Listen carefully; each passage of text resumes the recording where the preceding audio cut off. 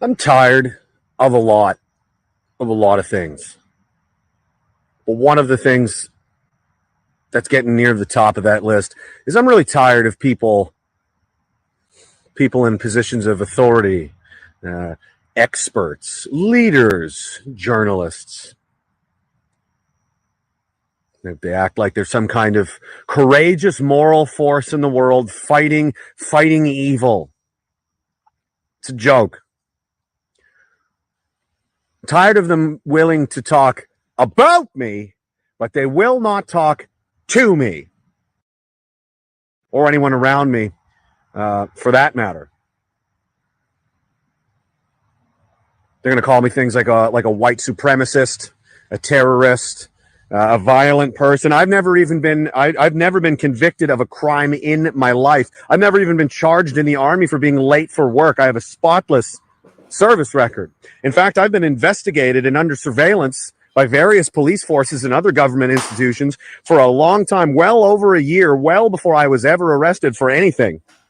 Why? Because I'm talking? That's the real crime, isn't it? Because I tell the truth. And they don't like it. Because they're cowards. I don't know what he's They're wearing. Cowardly people. I don't know what his shirt is here. And they act like some people want to act like this is difficult. This is hard to do. Just telling the truth. It's not hard to do. It's very easy. It's very easy. It just requires that you have some basic human decency and a modicum, an ounce of what used to be considered the spirit of an adult man. That's all. You want to talk about what's hard? You want to talk about courage? You know, these people, these leaders, talking all kinds of trash. All you do is prey on stupid, ignorant people, shovel gargantuan amounts of taxpayer money into your face, and act like you're some kind of moral authority, like you're superior. You're scandal-ridden liar.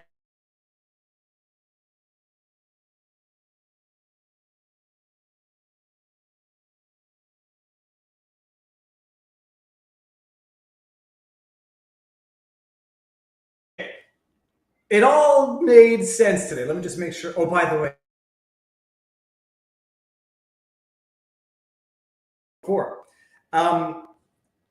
don't worry, it's all there, people.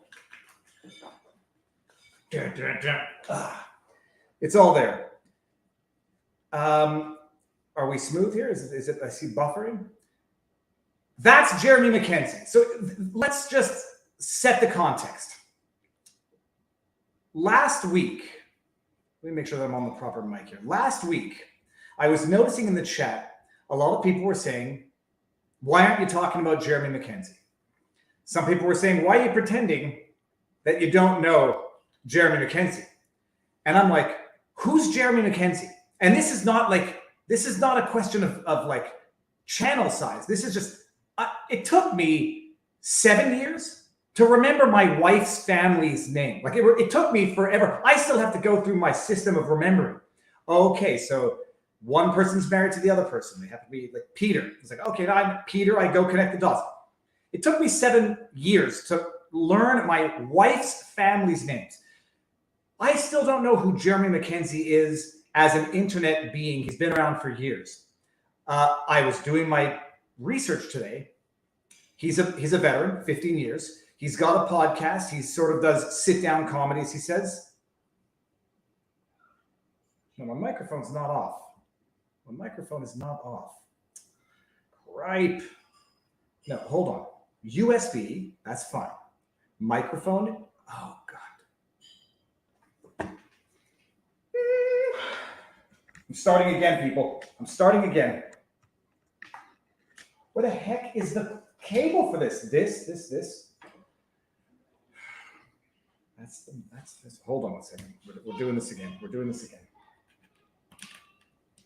to start all over. Do it live. Is this microphone not working? It's plugged in here. It's plugged in there. What the heck is going on here? Okay. Here. It's right. What the problem? I did not hook the mic. It's only been. Now I got to start all over again. I'm starting to scratch people. First, I mentioned the name Jeremy McKenzie. Let's just see if the channel. Check out the stream video analysis. Start from the beginning. That was Jeremy McKenzie. I knew the face because I had seen some videos on Instagram back in the day of the conflict. I remember seeing this guy walking around talking to a camera about how his name had now been referenced by Parliament because they believe this internet joke about a fictional group called Diagolon, which I'll get to the definition in a second. I remember seeing a few videos of this guy talking to the camera. I didn't know who he was. Saw on Instagram videos with comments during the comments people were sharing. Last week, during my daily live streams, people started saying, Viva, why are you pretending you don't know who Jeremy McKenzie is? Why are you talking about Jeremy McKenzie? And I'm saying, who's Jeremy McKenzie? Now, I can update YouTube channel, period. It has nothing to do with size. I don't remember people's names more often than not. I remember context. I remember what I think when I originally see people, hear people. I'm like, who's Jeremy McKenzie? I look it up, and then I put Jeremy McKenzie's name, that face, that I briefly recall having heard about during the conflict, where this guy turned to be Jeremy McKenzie, talking about how the Canadian government was doing thinking there was some extremist organization called Diagolon, named after the fact that it connected Alaska to Florida with the Diagolon across the country of same people who wanted to race back Diagolon.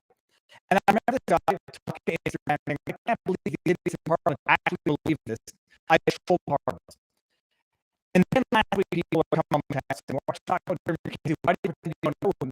Because you live in an era now where everyone's so bitten, not by conspiracy theory, but bitten by fake news, being misled, being lied to, having people gaslight you, where people immediately, reflexively think something more sinister is going on here. Oh, if I pretend that's Jeremy McKenzie, he must be scared that the government's going to come after him if he recognizes that he knows Jeremy McKenzie.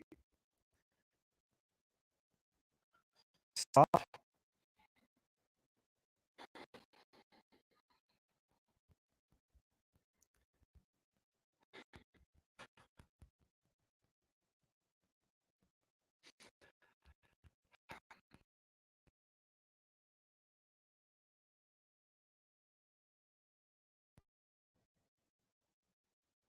Is the audio bad, people? Let's start this over. And now I'm sweating. Is the audio better now? Call me. Make check 1, 2. I'm not even going. I'm not going on again. It's gonna be great. For donations. No, this boomer, stop. You not read super chats. Just give it all. Just get the now I'm listening. You might join in like a robot. Okay, now you get the bottom of the chat.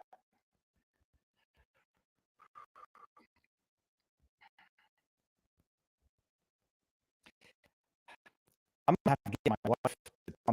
Now the chat is something too fast and I can't get to the bottom. Viva for F's sake. Whoever came up.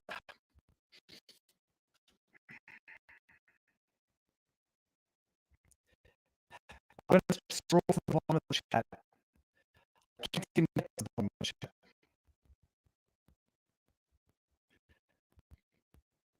I put on solo. Still bad. I'll bet. I don't even know what to do. I can't get to the end of the stream. I can't get to my own stream. I want to do that. I'll go listen to these shows. Hold on. It's not a bad idea.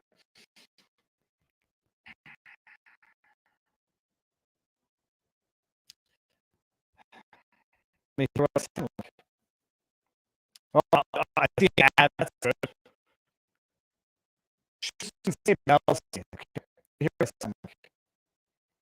That's terrible.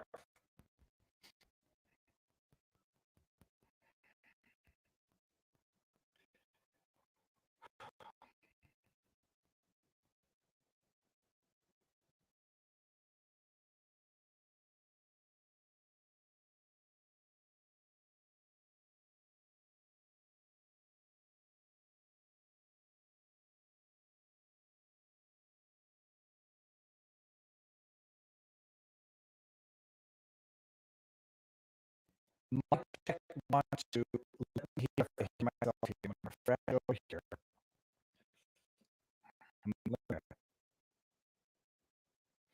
I'm rebooting the computer. I'll be back.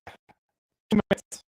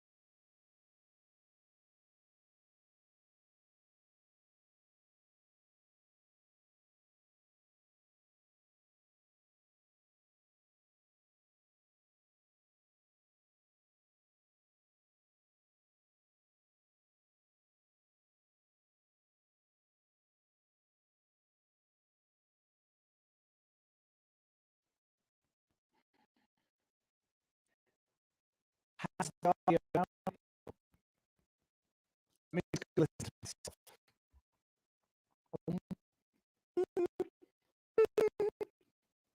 I don't know what the audio is. Is it not better? Oh, really? Screw it. Screw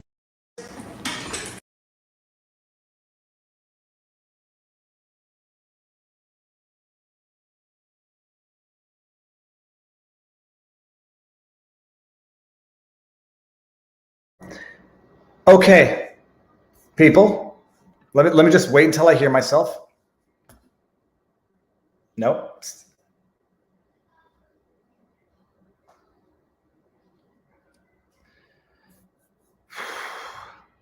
No, that's fine. We're living with it. I'm sorry. That's extremely frustrating. It's not the FBI. It's definitely the mic. Thumbs up just for fun. No, this is not fun. This is irritating, but doesn't matter. There will be echo. There will be audio. Barnes is here now. I haven't even gotten into the I haven't even talked about Jeremy McKenzie yet. Okay, I'm gonna do it quickly. First of all, I got a ton of super chats that I restart the router and the modem. Now it's the microphone. I'm gonna blow out the things. Okay, let me just do this, the abridged version. The clip that you saw at the beginning, the man with the beard, that's Jeremy McKenzie. I knew of Jeremy McKenzie by face, but not by name. During the Ottawa Truckers Convoy, at one point, I remember on Instagram, I saw this video of a guy walking through the woods talking to his camera, and I thought that was weird. What kind of person does something like that?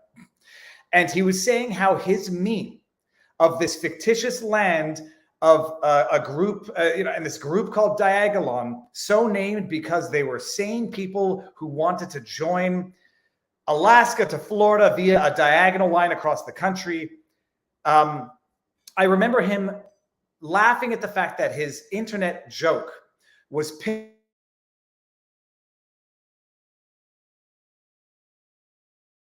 serious, legitimate extremist organization that they referenced in the context of the convoy. Still bad.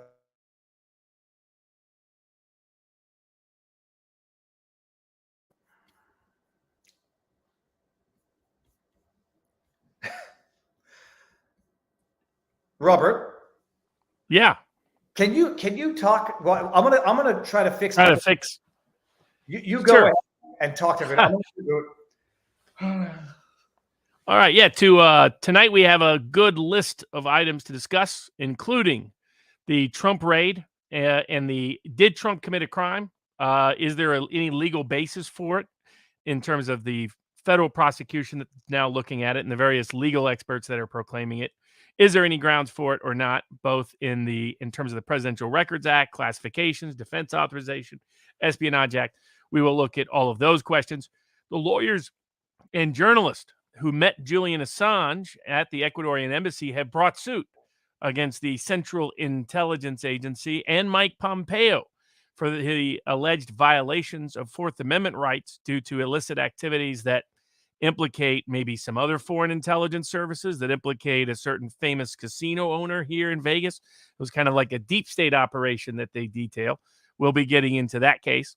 In Florida, a federal judge has interrupted and interfered with the Governor DeSantis and the Florida legislature's attempt to limit the wokeness that is being spread through taxpayer-funded institutions on the ground that somehow there's a constitutional right to teach kids wokeness. We'll be discussing that case. The universities, elite universities, have been caught conspiring to manipulate and fix prices while not complying with the federal law that only allows them to do so if it is being done to facilitate and maximize access to education amongst poor and working class students. Basically, what's called need-blind admissions policy and need-based financial aid. Turns out they're manipulating it in such a way to try to avoid fully need-blind admissions and to evade fully need-based financial aid by engaging in price fixing. That suit has been filed, and a federal court has found it can go forward past discovery. We'll be talking about that case.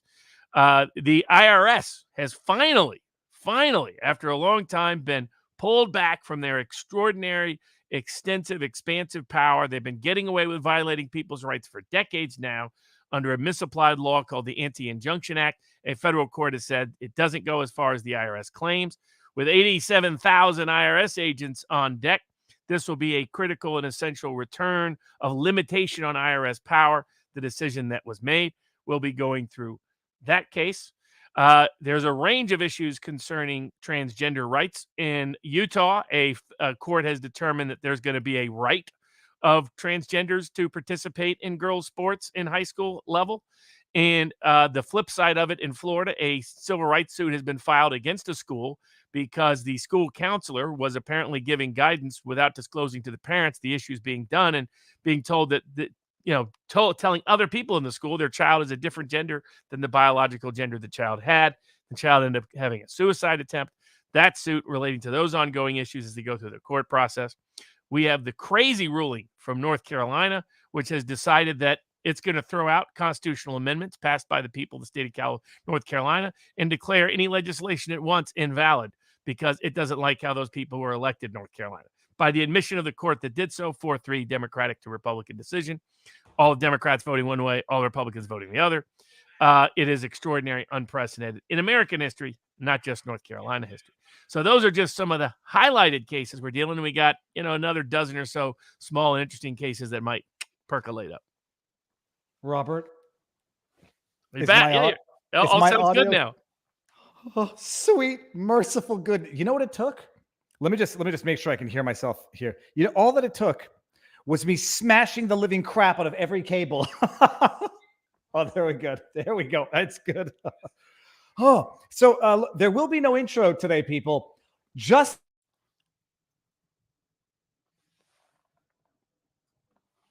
did we lose Viva again? It would appear so. I'm sure he'll come back.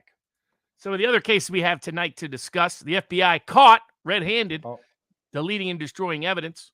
Vaccine cases concerning the Marines in Maine, United Airlines, Washington Nationals.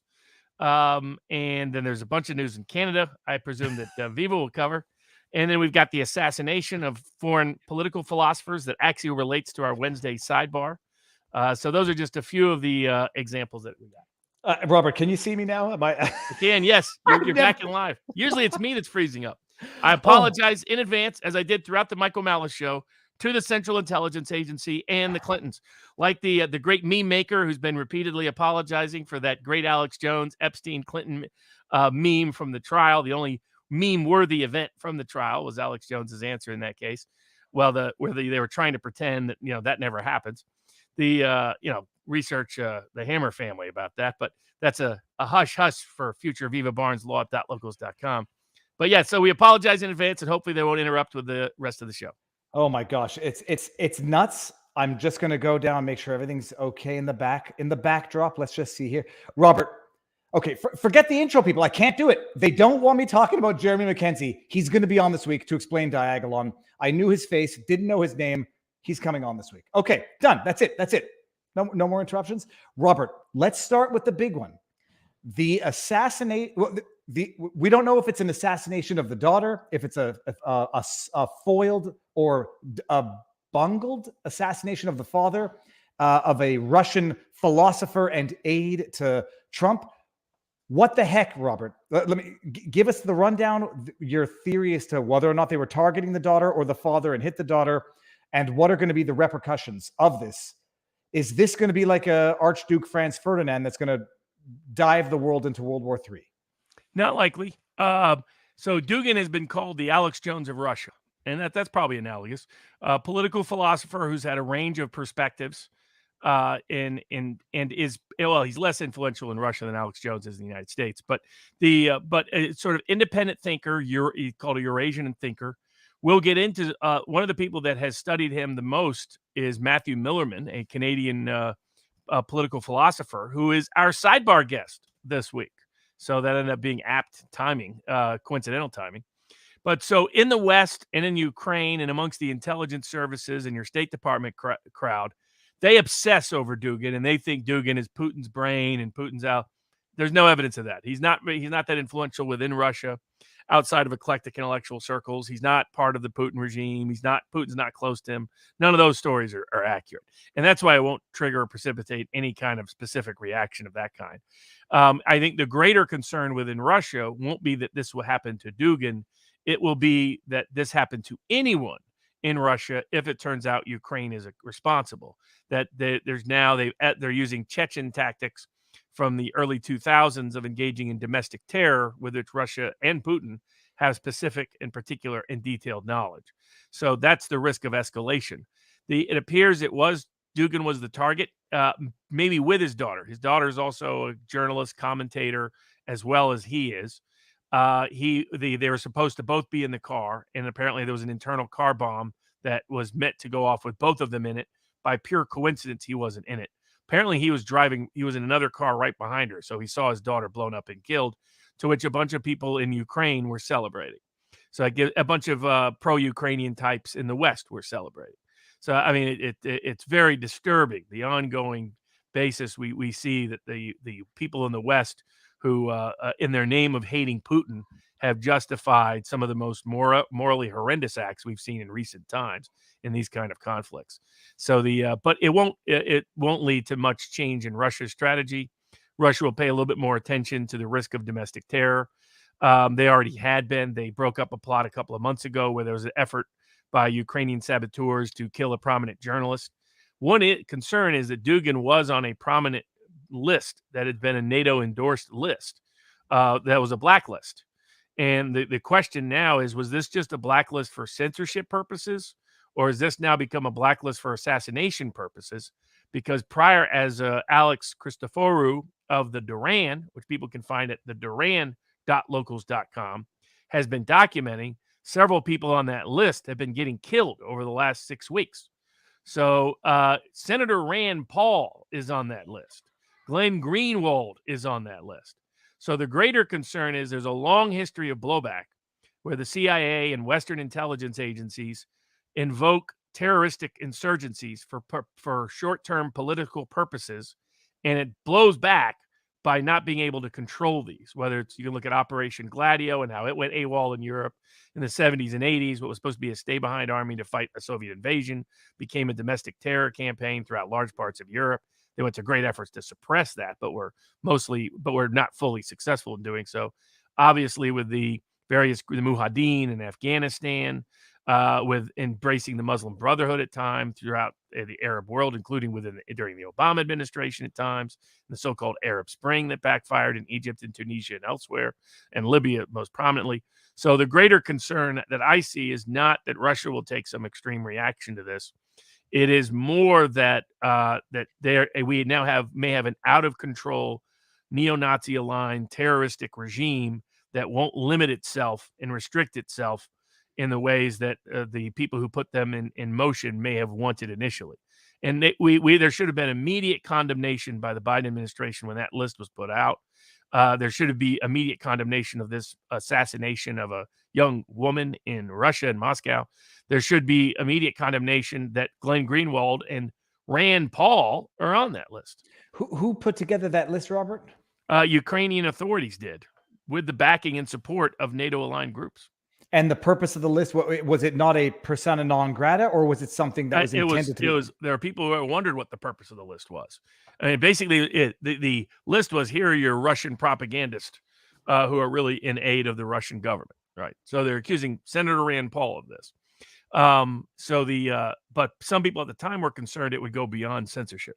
And now there's evidence that maybe it is, that someone at least is taking that list, maybe even not without official sanction, and has decided to pull it. But to pull off a murder in Moscow of at least a semi-prominent individual is disconcerting. It shows a degree of sophistication that is 9/11-ish. Well, or I mean, just to hypothesize, it's not inconceivable. It's some form of organized crime, some sort of infighting, some sort of internal corruption. It's not like extremely unlikely, because Dugin's not that big within Russia, and nor is he that controversial within Russia.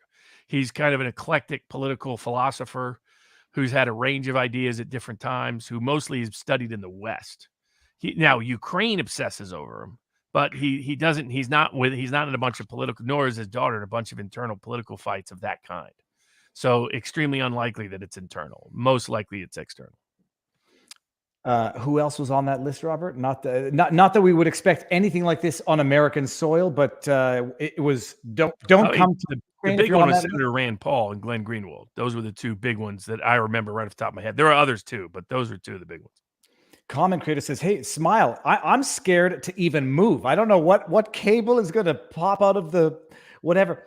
Okay, that's very interesting. I guess moving on, people were saying Gonzalo Lira had a great show earlier today. I didn't see it, so I don't know. Armchair Warlord was on there. A bunch of people were on there, so there was a range of discussion, a roundtable discussion, where people can follow up there. Otherwise, my view is I always follow the Duran as the best place to get continuous updates on the Ukrainian conflict, especially.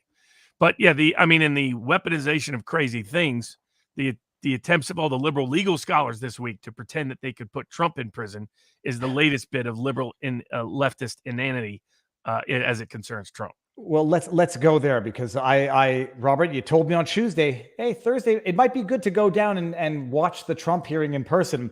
I went down, got in, and covered it in real time. It was nothing stupendous. My only thing is, watching Bruce Reinhart, the judge, I got the distinct feeling. Magistrate. Sorry, that's right. Magistrate Reinhart. It's clear, it should be clear to everybody, he's got a vested interest right now in making sure that he doesn't come out looking like a highly politicized buffoon who rubber stamps the most unprecedented search warrant in the history of America. So he's got a vested interest right now in controlling how the information comes out, framing it under the pretext of judicial rulings. Okay, first things first. There apparently the prosecution is going to have a week to submit a redacted affidavit of probable cause in support of the warrant. They're going to go and take out the sensitive information. What's your prediction? I know we might have discussed it, but just refresh our memories as to what you think is and is not going to be found in that affidavit. So, I mean, I think your description of it after the hearing was apt as to what the magistrate was up to. So that his goal is, how does he cover for himself? First of all, I believe he should have disqualified himself. He should have disqualified himself before he ever issued the warrant. But he should continue. He should have disqualified himself again after the warrant. And he shouldn't be the one resolving the publication of any affidavit in support of that led to the warrant. He confirmed that the affidavit was the sole basis by which he relied upon to give the warrant. But the conflict of interest is still clearly present between he and Trump. He's had to disqualify himself previously because of how egregious this conflict of interest is. This goes to his overt political hostility detailed in social media, his attempts to cover up for Lois Lerner during the IRS scandal. We'll be dealing with another IRS case a little bit later in the show. This goes back to his Epstein connections and whether there was corruption connected to how he handled that case. All of that, he should have disqualified himself. He doesn't. It's not clear that Trump or anybody for Trump appeared, I believe, right? You didn't hear I saw nobody appeared. I saw his attorney, Christina Bobb. She was in the gallery, not making any representations or appearing on behalf. Journalists were all trying to get a soundbite from her, but he had no counsel appear to make any representations. So yeah, and it would have been better maybe if that had happened, but that ship has sailed. It's what you described, I think, is correct, that he is looking to disclose enough so that he doesn't look like he's covering up the basis of it, while not having the disclosure that would embarrass and suggest he definitely had no such basis. So I think you're going to see one of our locals board members put up a unredacted version and a redacted version. And the unredacted version is that Trump is innocent, and the redacted version takes out all the keywords that show he's innocent to make him look guilty. It was a great little meme. But I think that's what we're most likely going to see. Now, there isn't any legal basis that I can find for the warrant. The Espionage Act claims are ludicrous. The Defense Act claims are ludicrous. The main basis is clearly around the idea that these are either presidential records or that they're classified or both. The problem with that, this is where Amy Berman Jackson comes back to haunt the Democrats. So Judicial Watch in the late 1990s, early 2000, I think it was 2000 they brought suit, or 2001, after Bill Clinton left, they wanted certain documents that Clinton had. Apparently, like they're in his sock drawer and places like that. That classic Clinton. The case goes under the Freedom of Information Act. It goes to Judge Amy Berman Jackson, who presided over the Manafort case, over the Roger Stone case. If you want to see what kangaroo courts look like, hers was a pretty good one to watch. Not as good as the judge that presided over the Alex Jones case. That's an all-time classic kangaroo court, but it's of the same temperament. Well, the Judicial Watch's argument was these are presidential records and that are governed by FOIA, that are in the National Archives custody. And the fact that Trump has personal custody, or that Clinton had personal custody over him, didn't change that for FOIA purposes. So she had to find a way to say that Clinton didn't have to turn it over. So what does she say? And she's right about the law on this. The Presidential Records Act was designed to govern people who are not the president, designed to govern everybody else. The same with classification rules. They're designed to govern everybody else, not the president. The unelected don't get to dictate to the only elected executive official how those laws get implemented. So her interpretation, never been challenged since, is that a president can unilaterally decide what is a presidential record versus a personal record. The legal consequence of that is the Presidential Records Act says this law does not apply to personal records. So they're not official records, they're not government records, they're not defense records, none of it. If they're personal records, the question is who got to decide that? Number one. Number two, were there any formalities that were required? And number three, was that decision reviewable?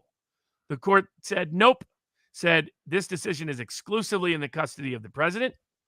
His decision doesn't have to meet any formality whatsoever, and it's utterly unreviewable by anyone. Not reviewable by subsequent presidents, not reviewable by Congress, not reviewable by the courts.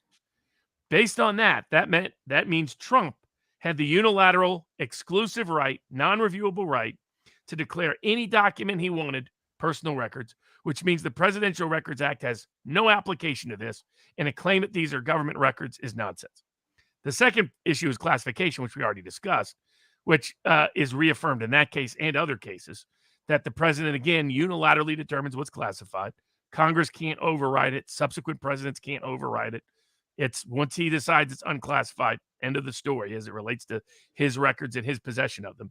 So all they had was the president's personal unclassified records that they raided in the name that the archivist was entitled to them when legally he was not.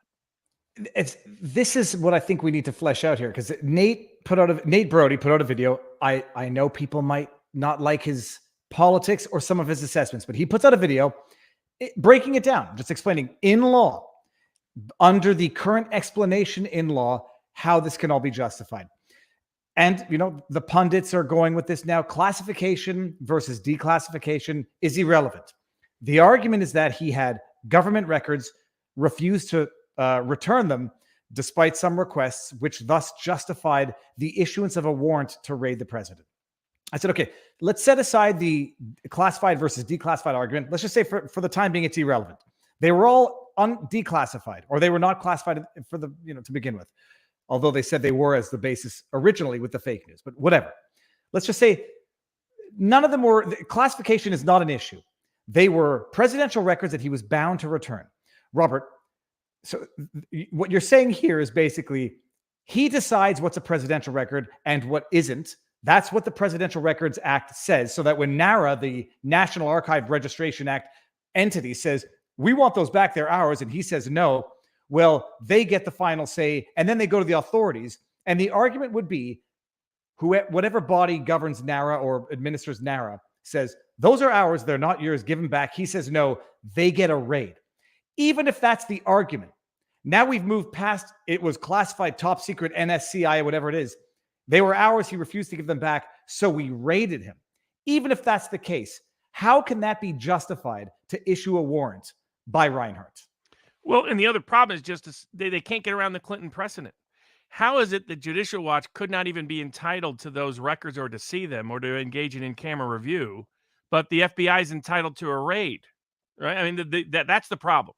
That the Presidential Records Act, this is an attempt to elevate the unelected bureaucracy over the elected president. This is a continuation legally of a deep state war, independent and separate from whether deep state actors were trying to get deep state documents that made them look bad. This is legally attempting to say the bureaucracy has more power than the elected branch. The bureaucracy has more power than the people. The bureaucracy gets to control and determine what is a presidential record and what isn't. The National Archivist isn't elected by anybody. A political hack, that's clear from all his records, shouldn't be in the National Archives. There's a continued everybody politically weaponizing their bureaucratic position of power for politicized partisan purposes. He should be removed from office just based on his course of conduct in this proceeding, but also just his overt political bias and prejudice that's so over the top he can't even contain it. But the problem they can't get around is that judicial ruling, unless they're going to say that court was always wrong, in which case it's going to be, why didn't you say anything about it for 20 years? Not only that, if these were government records, Barack Obama committed over 30,000 federal crimes. Bill Clinton committed tens of thousands of federal crimes. Jimmy Carter committed tens of thousands of federal crimes because they all took records that the archives considered presidential records that they either did not or said they wanted custody over, and the archives could just come in later. So that's the problem they have. And so people trying to defend this have to deal with the fact that it's never been applied this way before. There's no court that's ever interpreted it that way before. The plain language of the law and our constitutional separation of powers rebuts and refutes their argument. That's the problem they have. My bigger problem is, let's just even say it's a violation of the Presidential Records Act and he has to give them back. Why wouldn't you just... There was no risk unless we see something in the affidavit. Oh, I mean, they're going to try to claim there was risk that someone else would see the records. The records will be destroyed. I'm sure there'll be some allegation of that. And there was ongoing discussion about what normally happens is the president takes a whole bunch of records with him. He wants them for his presidential library. The National Archives can designate his presidential library as part of the National Archives. And they decide what they're going to allow to be labeled a presidential record for the purposes of National Archives custody. And there's money issues involved and a range of other issues involved. Everybody takes these records with them. And so they can't get around the historical. Not only is it utterly unprecedented to raid a prior president and future presidential opponent, a lead opponent, that's never been done before. But it's requiring, again, it's always with these cases with Trump, requiring ridiculous interpretations of the law that go against the policy behind the law, that go against the constitutional framework that governs the interpretation of the law, that goes against historical custom and practice, that goes against established legal precedent. And that's the problem they face. So, I mean, I agree that on top of that, even if these were government records, a search warrant is ridiculous. There isn't probable cause for probable cause, they needed to show that they had evidence that Trump knew these were presidential records, not personal records, that Trump knew he didn't have legal right to custody over them for any period of time, and that Trump intended to use them in some manner that led to actual sabotage. In their mind, you're trying to undermine the deep state. That equals espionage. That equals sedition. This is the problem. They're trying to establish a legal precedent in America where the deep state governs, unelected bureaucrats govern, our constitutionally elected officials don't. And it's a matter of fact. Whether it was known for 17 months, it was known from at least February 2022. Washington Post reported on it. So they're saying we've known that he's had these for 7 months. And now we're getting a raid on the basis of some urgency, as opposed to going through civil remedy. Or, I mean, what would have been a less intrusive criminal remedy? Just press charges and say, give it back to us. And if you don't, criminal contempt. Well, I mean, if you really thought they were government records, and that you thought you were entitled to them, and that's the extraordinary thing. Someone who thinks they have a right to override the president, based on what? There's no law that supports that. There's no constitutional provision that supports that. No custom and practice that supports that. No legal precedent that supports it. In fact, it all rebuts it and refutes it. So aside from that, critical foundational point, that you can sue to get back the documents if you think you're entitled to them. Right? You can bring a civil action and claim these documents actually are president to have them designated. The reason why they didn't is because they would lose the suit based on existing precedent. So they had to pretend something else and escalate. Now, the other reality is they're not really. This is just cover. These are fig leaves.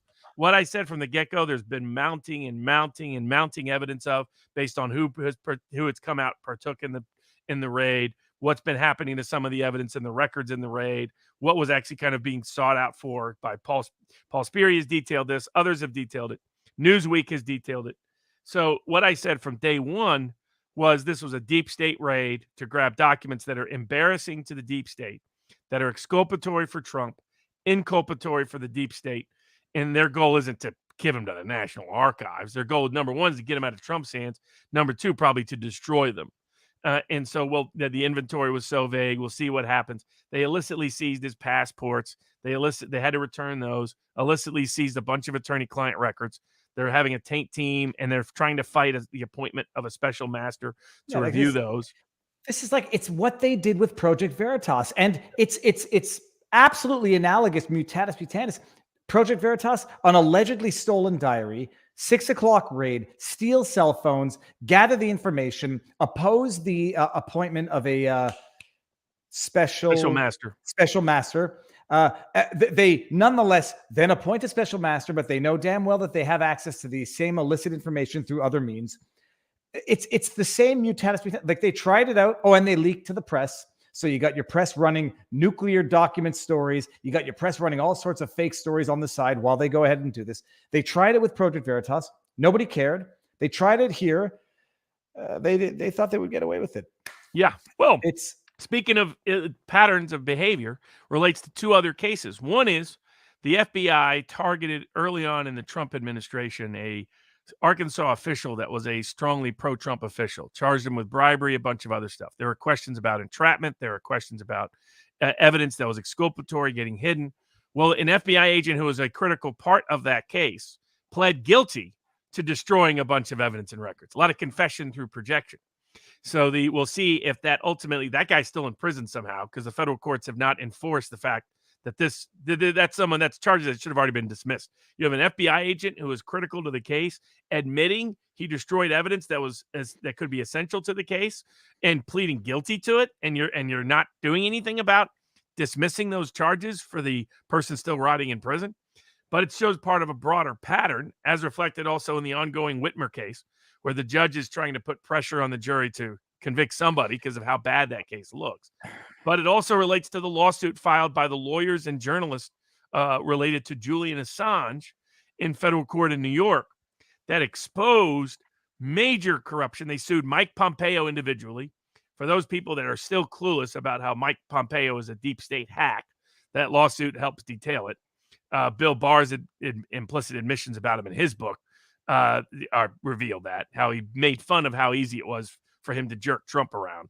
It was one of Trump's worst appointees, and he had some doozies. Was people like Mike Pompeo. But what it details is extraordinary. It impacts Sheldon Adelson. It impacts Mossad. It impacts the CIA. It impacts the Ecuadorian embassy. It impacts MI6, because it was the most extraordinary Fourth Amendment violation of any comparable case I can ever remember. What they were doing and how they got away with it, and how it all started here in Las Vegas. Robert, do we go into greater detail of that before we talk? Let's talk about Whitmer for 1 second, actually. Government trying to change the definition of entrapment. And by the way, did Allison Morrow suspended from YouTube? He had an interview with someone talking about mass psychosis about 9 months ago. They've gone back through, and so YouTube suspended her for a week based on interviewing a psychologist about mass formation psychosis. You know what's amazing? The World Health Organization has made clear, apparently, according to YouTube, that there's no such thing as mass formation psychosis. Robert, and who tells you that there's no such thing as mass formation psychosis? Behavioral psychologists. What's behavioral psychology? Some form of mass formations. It's nuts. By the way, this is the value in immediately asking for a review of certain videos, is that they can still do it, come back and say, oh yeah, we've re-reviewed it and you're screwed. Okay, well, maybe I'll tweet out Allison Morrow. But before we get to Pompeo, because I'm not totally familiar with that, much more familiar with Michigan, Whitmer. The retrial of the two individuals who were the object of a hung jury the first time around. And I believe, by the way, it was 11-1 in favor of acquittals. 11. Shut up. Yeah, there was 11. A holdout. There appears to be a Michigan law professor type who seems to know more. Julie Kelly has been hinting at this, and she's been covering it extensively, so I encourage people to follow that, about more knowledge about who that one person was. But one person held out to try to basically allow the chance of this retrial. My view is that violates double jeopardy. My view is you get 12 people to convict or end of story. That a hung jury is the equivalent of an acquittal for double jeopardy purposes. Mm-hmm. The courts have all, they want to retry everybody every time, so they've refused to do that. But that, in my view, is what the whole requirement of a unanimous jury of conviction is supposed to be about in one trial, not 2, 3, 4, 5, 6, 7, 8 bites at the apple that they get. Well, now I'm actually somewhat much more discouraged in terms of my prediction, where there might not be an acquittal here. Retrial of the two. If it was 11-1, it'll make it even more egregious. It's the same judge as the first trial. According to Julie Kelly, the judge gave a soliloquy. I think, Robert, that's just explaining to the jury how they are to go about their adjudication. A much different soliloquy, basically suggesting some of the jury had a question as to whether or not they can convict, even if they believe that there was no realistic possibility of the defendants carrying out the intended plot. If it was impossible, they were going to go abduct Whitmer, take her to the moon, and then do whatever. Even if it was impossible, they didn't have the capability of doing it. Can they still convict? Which goes to show you where the jury's going. The question here is this: why would the judge?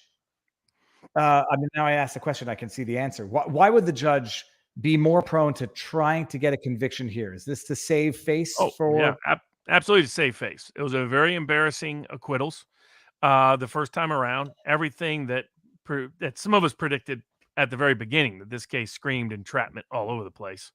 It's just been even more egregious than I could have imagined. The FBI creating fake militias, swearing oaths to fake militias, having informants, sleeping with people, every possible means to get them to do. Smoking drugs with them, and then recording them while they're high, talking about fantastical things while they're under the influence, as induced by the FBI. Sorry. It was just, it's maybe one of the most egregious entrapment cases ever.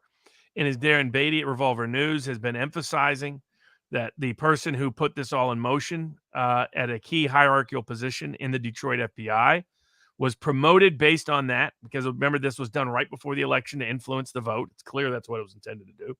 He was then promoted to the District of Columbia and is integral to the January 6th cases. Of note, one of the other things that's come out in the Whitmer trial is that the one part of this plan initially was the FBI infiltrators and informants and instigators were trying to get them to take over the state capitol during the lockdown stuff. Does anyone really think that's only coincidentally connected to January 6th?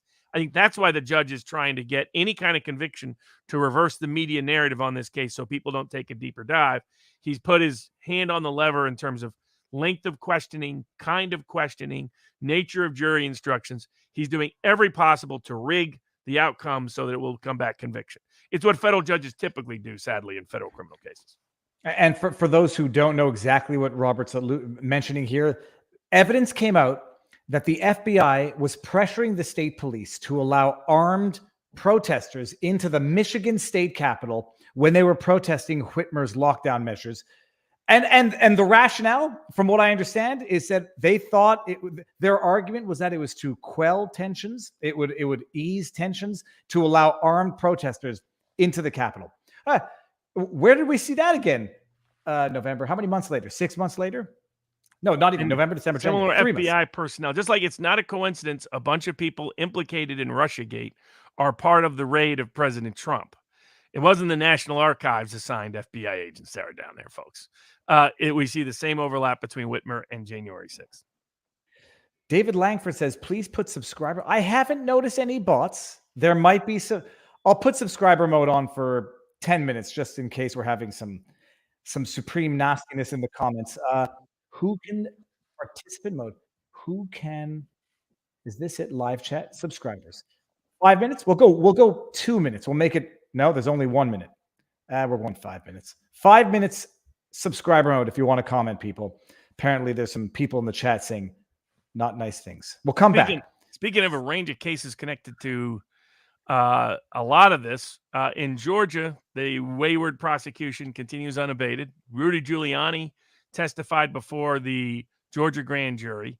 There's a special grand jury that's been formed by this leftist Democratic prosecutor in Fulton County, a Democratic stronghold in the state of Georgia, that is going after President Trump for having simply alternative electors, which was his legal obligation to bring a meaningful election contest, and for pointing out to the Secretary of State how many votes were at issue, and if he could find more than that in the disputed categories constitutionally, then he would be entitled to that election contest.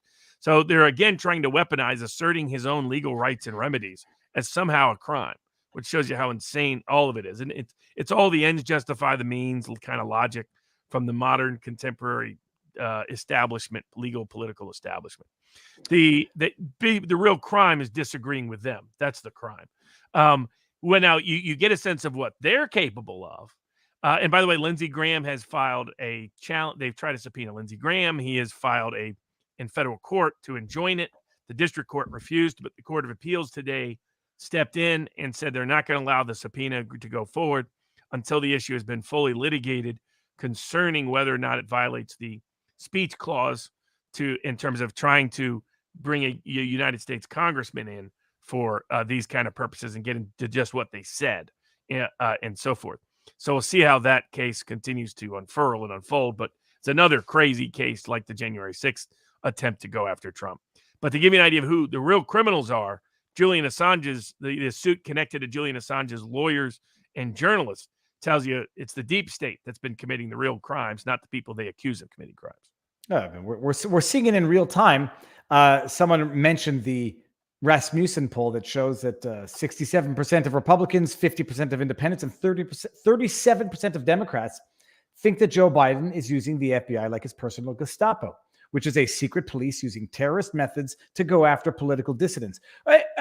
When 37% of Democrats see that, there's a problem. Robert, what's the Mike Pompeo? Unfortunately, some of those 37% probably cheer it on.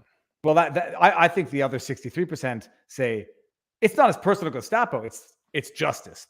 But what is the Mike Pompeo lawsuit? I'm not familiar. So the journalist, what was happening was journalists and lawyers who came to meet Julian Assange at the embassy in Ecuador would, as they go through, have to turn over their laptops, tablets, and phones as a security mechanism before they talk to Assange. We're meeting with Assange, as they understood, in confidence within the Ecuadorian embassy, which is Ecuadorian legal space, sovereign space for those purposes, and then left, got their phones, tablets, whatnot, came back. It turned out that every time they came in, their phone was being completely downloaded, everything on their computers completely downloaded, the tablets completely downloaded, and being sent to the CIA. That's part one. Part two is that there are secret wiretaps, secret various microphones, secret cameras recording their live conversations, including attorney-client privileged communications. They knew everything that was going on inside the Ecuadorian embassy. How that came about was that the head of security, that was from a private company employed by the Ecuadorian embassy, came out to a security conference in Las Vegas at the Venetian Hotel. While there, he was approached by private security for Sheldon Adelson, the owner, who's now passed on, the owner of the Venetian Hotel. And they approached him that they wanted the private security company to do secret work for the CIA, which would enrich them in that contract and in future contracts. Sheldon Adelson is deeply tied into Mossad in Israel. So and there has been longstanding rumors that some of the original information that went through WikiLeaks actually went through Israel as to help Trump through through Adelson, which may have been another ancillary objective of why they were doing what they were doing with Assange. But that is uncertain. But either way, you had the most massive violation of 4th, 5th, and 6th Amendment rights. 4th Amendment for sure, probably 5th and 6th Amendment, right to counsel, which includes the attorney-client privilege, right to due process of law, so on and so forth. Such that I don't even know how they can prosecute Julian Assange. The government has got a sneak peek at all of his legal defense for years now. But to put it into legal motion, I believe one of the lawyers is connected to William Kunstler, the great civil rights lawyer who passed on some years ago. Is that this is one of the most severe breaches of the 4th Amendment, and Bivens, so-called Bivens actions, recognize that when federal agents violate your search warrant probable cause rights, then you do have the right to bring suit. So they brought suit against the CIA, and they brought suit against the security agency employed by the CIA, and they brought suit individually against Mike Pompeo, because what they detail is that Pompeo was leading the deep state effort at these massive constitutional violations. Now, you won't see that spook-loving, war-whoring Sean Hannity or Sebastian Gorka or any of those hacks talking about this. You won't see Douglas Murray. People like this. I get he gets a few cultural issues right. So what? The guy's a complete spook hack when it comes to issues of war. He whores for war all the time. I have no respect for Douglas Murray. People said, hey, you want him on sidebar. No, the guy's an idiot. I mean, I put him on maybe to embarrass him for a while. Where are these people complaining about constitutional rights violations? Because you can't complain about the violations of Trump's rights and not complain about the violation of Assange's rights, which were frankly worse than the violation on Trump. Robert, maybe it's a stupid question. Why would 4th, 5th, 6th Amendment violations matter in the Ecuadorian embassy in the UK? So if you have U.S. government action of someone who's under criminal investigation or actually already been indicted, and you interfere with their attorney-client relationship deliberately, that's a constitutional 6th Amendment violation. It's likely a 5th Amendment due process violation, depending on the circumstance. Now, courts have not been great at enforcing that, but there's no question that that's the case. Those rights provide additional protections on top of the 4th Amendment right to be secure in your person and property against any search without probable cause. So it's also probably a violation of certain treaties, a violation of certain international laws, a whole bunch of other things. But it is, this is a man that Hillary Clinton bragged about wanting to drone bomb, Julian Assange, the biggest publisher of government secrets and whistleblowers in arguably world history. So the fact he was ever targeted was outrageous. The fact they came up with those fake rape charges was outrageous. The fact that Trump didn't pardon him was an embarrassment on Trump's behalf. The fact that Pompeo ever had a key position of power when he was trying to trigger wars all over the place, that nut job, that lunatic, is an embarrassment. It's an embarrassment to the Israeli government and Mossad, who Pompeo is a big patron of, to be anywhere near this. That Sheldon Adelson was in the middle of this, very embarrassing for those people aligned with that side of the aisle. So that that they're burning bridges where they shouldn't be burning bridges because they don't got a lot of bridges left in Western politics and political theater. So there's implications there. But at heart, this was the CIA engaged in substantial, massive violations of core constitutional rights and liberties of an indicted defendant, because the people doing the spying and the criminal work is the U.S. government and the deep state, not the people like Julian Assange or Donald Trump that they accuse of doing. What's the jurisdiction of? Is there a pending lawsuit? Is there a pending motion? Federal lawsuit in the Southern District of New York. All right. And Julian Assange right now is where? He's still in the UK. He's still in the UK, appealing the last part of what he can appeal of his extradition. If the UK courts had any honor or pride or backbone, they would stop that extradition. But I don't anticipate the UK courts have any of that. They're too busy cheering public assassination. The UK political types cheering the assassination of the daughters of philosophy professors in Russia, while they cheerlead the massive money laundering, arms laundering, human trafficking going on in that corrupt regime of that cokehead Zelensky in Ukraine. So it's continued embarrassment on a global scale, what is taking place in some of these policies. But the Assange case is really the template for what's deeply problematic about the deep state. And as the reality was this: as long as they could treat Julian Assange that way, sooner or later they're going to treat Donald Trump that way. And by him not stepping in for Julian Assange, he put himself in a weaker position for him to be the target himself. But anyone complaining about what's happened to Trump should be equally outraged at what's happening to Julian Assange. And if you're not, you're just a hypocrite and a partisan hack. And it says, for fear of room bugged, Assange lawyers began meeting in the bathroom, but they were recorded there too. My feeling would be you're in a foreign embassy on foreign soil. What expectation to privacy would you possibly have other than the laws of the embassy in which you're in? I don't know what Ecuadorian laws. You're always entitled to privacy against the U.S. government's invasion. Doesn't matter where you're at. So that universally, that's a restriction on government that's not geographically limited. I understand our courts try to find ways around it by calling things war zones and all that jazz. It says the U.S. government shall not do boom, boom, boom, boom, boom, period. Doesn't matter where the person is, what their residency or citizenship is. But in terms of this, and this again was an indicted defendant. But the other aspect is in terms of the Ecuadorian embassies, that's Ecuadorian sovereign land. So you're violating another government's sovereign. So not only are you violating certain rights in terms limitations, the way to think of them is they're not just rights, they're really restrictions, governmental restrictions. What the Bill of Rights is really a bill of restrictions on government. And these bill of restrictions were repeatedly violated by the U.S. government in the Julian Assange case, as to his lawyers, as to journalists and the press and everyone else. For someone, again, who is exposing deep state secrets. The biggest public adversary of the deep state in maybe history, period, but definitely, since President John Kennedy.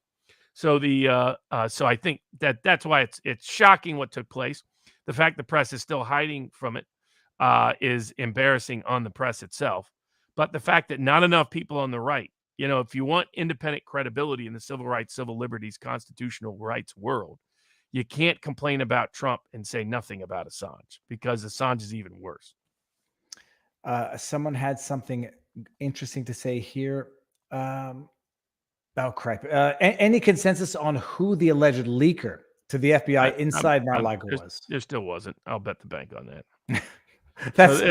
They illicitly use surveillance and other mechanisms of getting intel and information and doctor it up as an informant. So normally, take the Assange case, probably internally, the Justice Department has disguised a lot of the information they got as coming from a whistleblower inside the embassy. They do this all the time. So it's the most common mechanism of them laundering illicitly obtained information is in that manner, and they're expert at it. But hopefully, the courts recognize and respect that case, and it goes forward. We'll see. If they brought suit in the Southern District of New York, I don't have the greatest confidence in that district, as people know. So we'll see if there's a lot of liberals that are part of that case, or more of the old school left. We'll see if the federal court in New York can give them meaningful discovery, because my guess is it will show even worse abuses than we know about. Is there any chance, Robert, you end up getting involved or have any connection to the Assange? I've said publicly that I would defend Assange, so I have no fear about that whatsoever. So everything that's happened has been disturbing to me, to Julian Assange. People can disagree with him blowing the whistle on certain things, with him publishing whistleblowers on those things. Those are people who are apologists for war crimes. So congratulations, you're right up there with the people who defended the Nazis at Nuremberg. I don't have a lot of respect for those opinions, but it is continually embarrassing, in my view, to people in Trump world who talk about the outrageous allegations of what's happening to Trump and keep their mouth shut about Julian Assange. They look like political hacks. They don't look like sincere civil libertarians who care about constitutional rights in our country. Robert, it might be a good time to ask, what's the book behind you, Fixing the System? It was part of our book review this past week with Adrian at vivabarneslaw.locals.com. Written by Adrian Kosminski. It's about the particular historical ideological framework of populism, how it differs from both socialism and corporatism, particularly within the economic space. And as a fun little book, we did a nice little book review on it and had an open discourse and discussion. One of the best part of the Locals board is not only people's ability to participate and partake. If you want to reach me, the only guarantee is if you make a post there, because I read all the posts that are placed, about 500 posts a day on average. But also there's a lot of great curated content by members of our board who bring attention to a wide range of topics and issues and ideas, both in their own discussion and in articles and other information that they source and cite. So highly recommend it. And Robert, you mentioned Nazis, and it triggered a thought. I've been obsessing about Justin Trudeau and Canada, medical assisted death in Canada. Well, there's that, and then you had like a case of them taking away truckers' licenses, counterbalanced by a couple of big wins, some fines that got thrown out, some criminal charges that got thrown out. The victories I say they're inconsequential. They seem like a drop in the bucket to the deluge. But it's good work by the Justice Center. So, Justice Center for Constitutional Freedoms, representing some of the truckers, some of the people arrested during the convoy. They had, I think it's a dozen. It was more than 6 defendants had their charges totally dropped because, lo and behold, the cops didn't take notes. They didn't write down contemporaneous statement of offenses as they were arresting them. They lacked evidence. And so after having been arrested, detained, arguably abused, dragged through the procedural mud of what the process is, they dropped the charges. It's February now, 7 months later. That's the good news. Justice Center for Constitutional Freedoms, JCCF, doing the Lord's work, the stuff that I don't think I could stomach. Flip side to that, that's the good news coming out of Canada. The bad news, Robert, I've been obsessing about it. I tried to go fishing this morning. All I can think about, 10,064 medically assisted suicides, medically assisted deaths in Canada in 2021 alone. The government rubber stamping, seemingly, unless there's some massive difference between Canada's population of 38 million and California's population of 35 million, where California has, from what I understand, maybe under 1,000 medically assisted deaths last year or aggregate. Canada has 10,064 in 2021 alone, up 30 some odd percent from 2020, up whatever percent from the year. And, I see people making comments to the posts that Hitler, started off by euthanizing, by medically killing handicapped, mentally deficient, mentally ill. And in Canada, it's now, there's studies coming out saying it's more cost effective. It won't add to the healthcare system burden. It might actually incur substantial savings to euthanize people who are ill. So don't worry about treating them, kill them. And they want to expand the medically assisted death provision of what was removed from the criminal code to include mentally ill, not terminally ill, mentally ill. There's a sunset clause which said we're not going to do that for another 18 months, and that sunset clause goes away when the sun sets, literally and metaphysically. 10,000 people in 2021 from a government that has locked people down, devastated them financially, economically, spiritually, isolated them, made people want to die, and then rubber stamps their death because it actually will incur substantial savings to the system.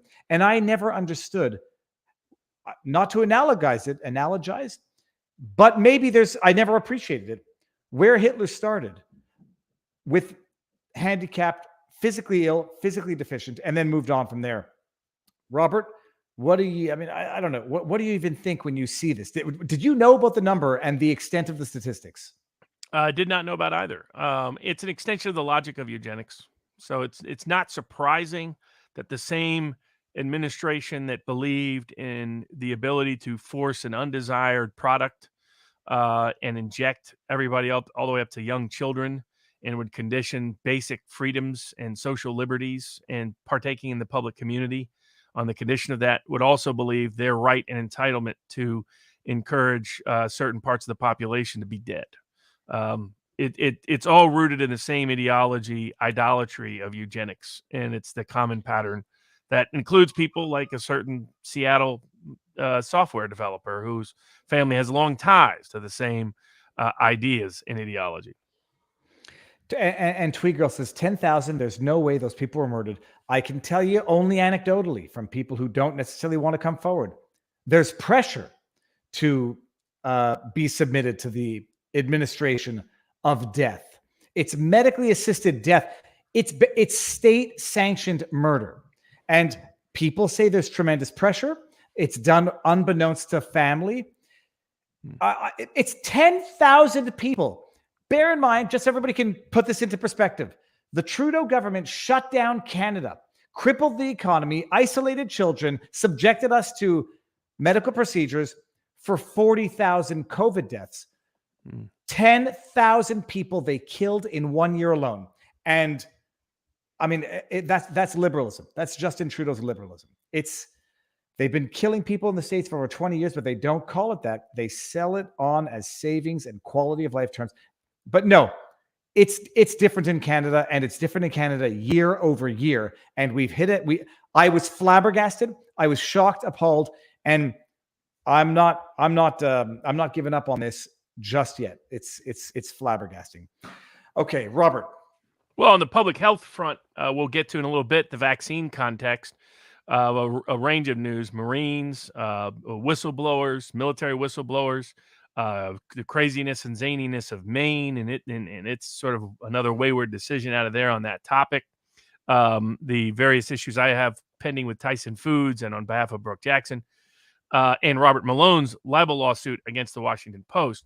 But before we get that, in what may be the most unprecedented, unparalleled usurpation of constitutional authority, the 4 Democratic justices of the North Carolina Supreme Court, 2 of whom are expected to lose in the upcoming 2022 elections, such that it will end up going from a 4 Democrat, 3 Republican Supreme Court to a 5 Republican, 2 Democrat state Supreme Court, has thrown out the constitutional amendments concerning voter ID, concerning tax caps, that was passed by more than 3/5 of the legislature, that went through the entire North Carolina constitutional process, and was overwhelmingly approved by the people and the voters of North Carolina.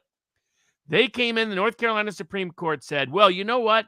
We didn't like the way the certain people were elected to the legislature. We labeled that gerrymandering. And so we're going to say that this action by the legislature is all invalid. It's all thrown out.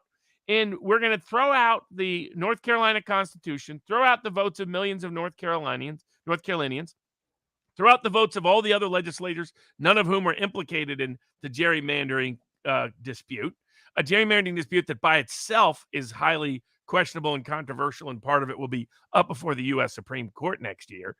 But it shows that they're so obsessed with preserving their power. Their only chance is to have no voter ID. So they want the 2022 elections to not be done in the way the legislature and the people of North Carolina chose. And they're just declaring themselves they're now literally, the judicial branch is refusing to recognize what both the legislative branch and the people did. That's how bad it's got in North Carolina. And it shows you what liberal justice looks like. Well, liberal justice. It's like liberal justice looks like the same as liberal Canada. What do they call it? Judicial gerrymandering? Sorry, the election process was the result of gerrymandering. Therefore, the legislation passed. Do they abolish All legislation or just that under their one thing? theory, they could abolish every single law that's been passed in North Carolina for the last 2 years. That's how insane it is for the last 4 years, I think. I mean, it's and by the way, they pretended this has never come up before in the history of courts.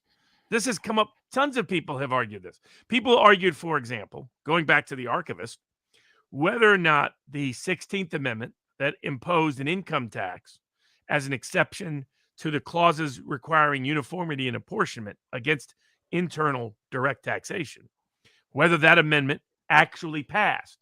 Did Congress pass it? Did, in fact, the state legislatures pass it? Or did they pass something different? Was there bribery as part of the process?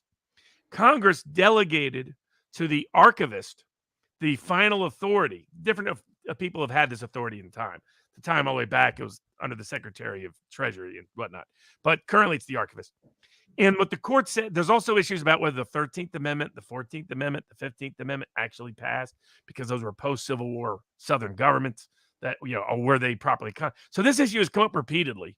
And the solution by courts is universal, which is you cannot use how the person was elected as a grounds to set aside the action they took. And because otherwise you get into a nightmare of issues that the courts have no interest in getting involved in. All kinds of legislation is passed by bribery and fraud. We're going to start throwing it out. So even though I think their premise is wrong, it was not a racially gerrymandered election in North Carolina that led to the Republican dominance. It was the Republicans are more popular than Democrats at the state legislative level in North Carolina. Richard Barris, the people's pundit who lives in North Carolina, knows about all this. Sean Trendy, a buddy of mine who's kind of an establishment kind of Republican, who's up at Real Clear Politics, he testified that it wasn't racial. It's my understanding. He testified that it wasn't racial gerrymandering. That was just the courts unilaterally setting it aside because they want to racially gerrymander. Confession through projection.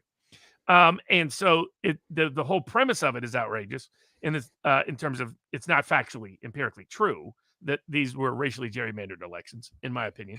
But secondly, it's something that's commonly come up of trying to challenge legislation by challenging whether something about how a person got elected and or how legislation went through. We have, for many sound reasons, not got involved in that. That's up to the legislative process and the voters. If courts get involved in it, you're basically scrapping the legislative branch of government. And in this case, there was no dispute that people of North Carolina overwhelmingly favored these constitutional amendments. So who they're really throwing out is the millions of votes. Remember, all the liberals are like, we can't challenge the Trump election or whether Biden got elected. Every vote counts. Every vote counts unless you vote against me. That's the rule. Barnes, any thoughts on the Senate bill to refinance student? Okay, hold on. I'll get to that later. Sorry, I thought that was about this. But Robert, what's the recourse? This is not the Supreme Court of North Carolina, the highest level? No, it was. This is the Supreme Court of North Carolina. So it's not apparent there is any recourse. Like, what happens if courts just start ignoring the legislative branch, just start ignoring the law, just like the executive branch has been doing for the deep state's been doing forever? But I mean, this is getting really overt. But hold on. So let's just say it gets to the highest court of the state, and the state says this. What potential? Can you go to the Supreme Court and say that they passed a constitutional amendment to overturn some of their past provisions, and they're like, we're not going to respect your constitutional amendment.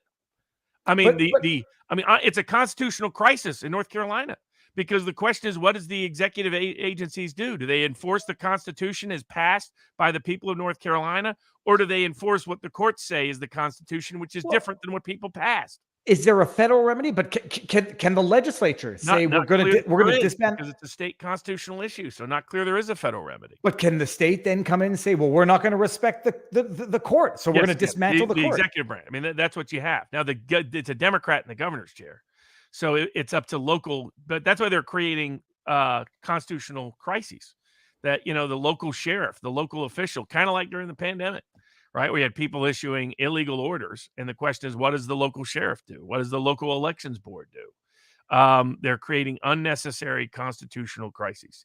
But let's say they impeach the judges. These courts have already said they won't recognize the impeachment because they don't recognize the legislature.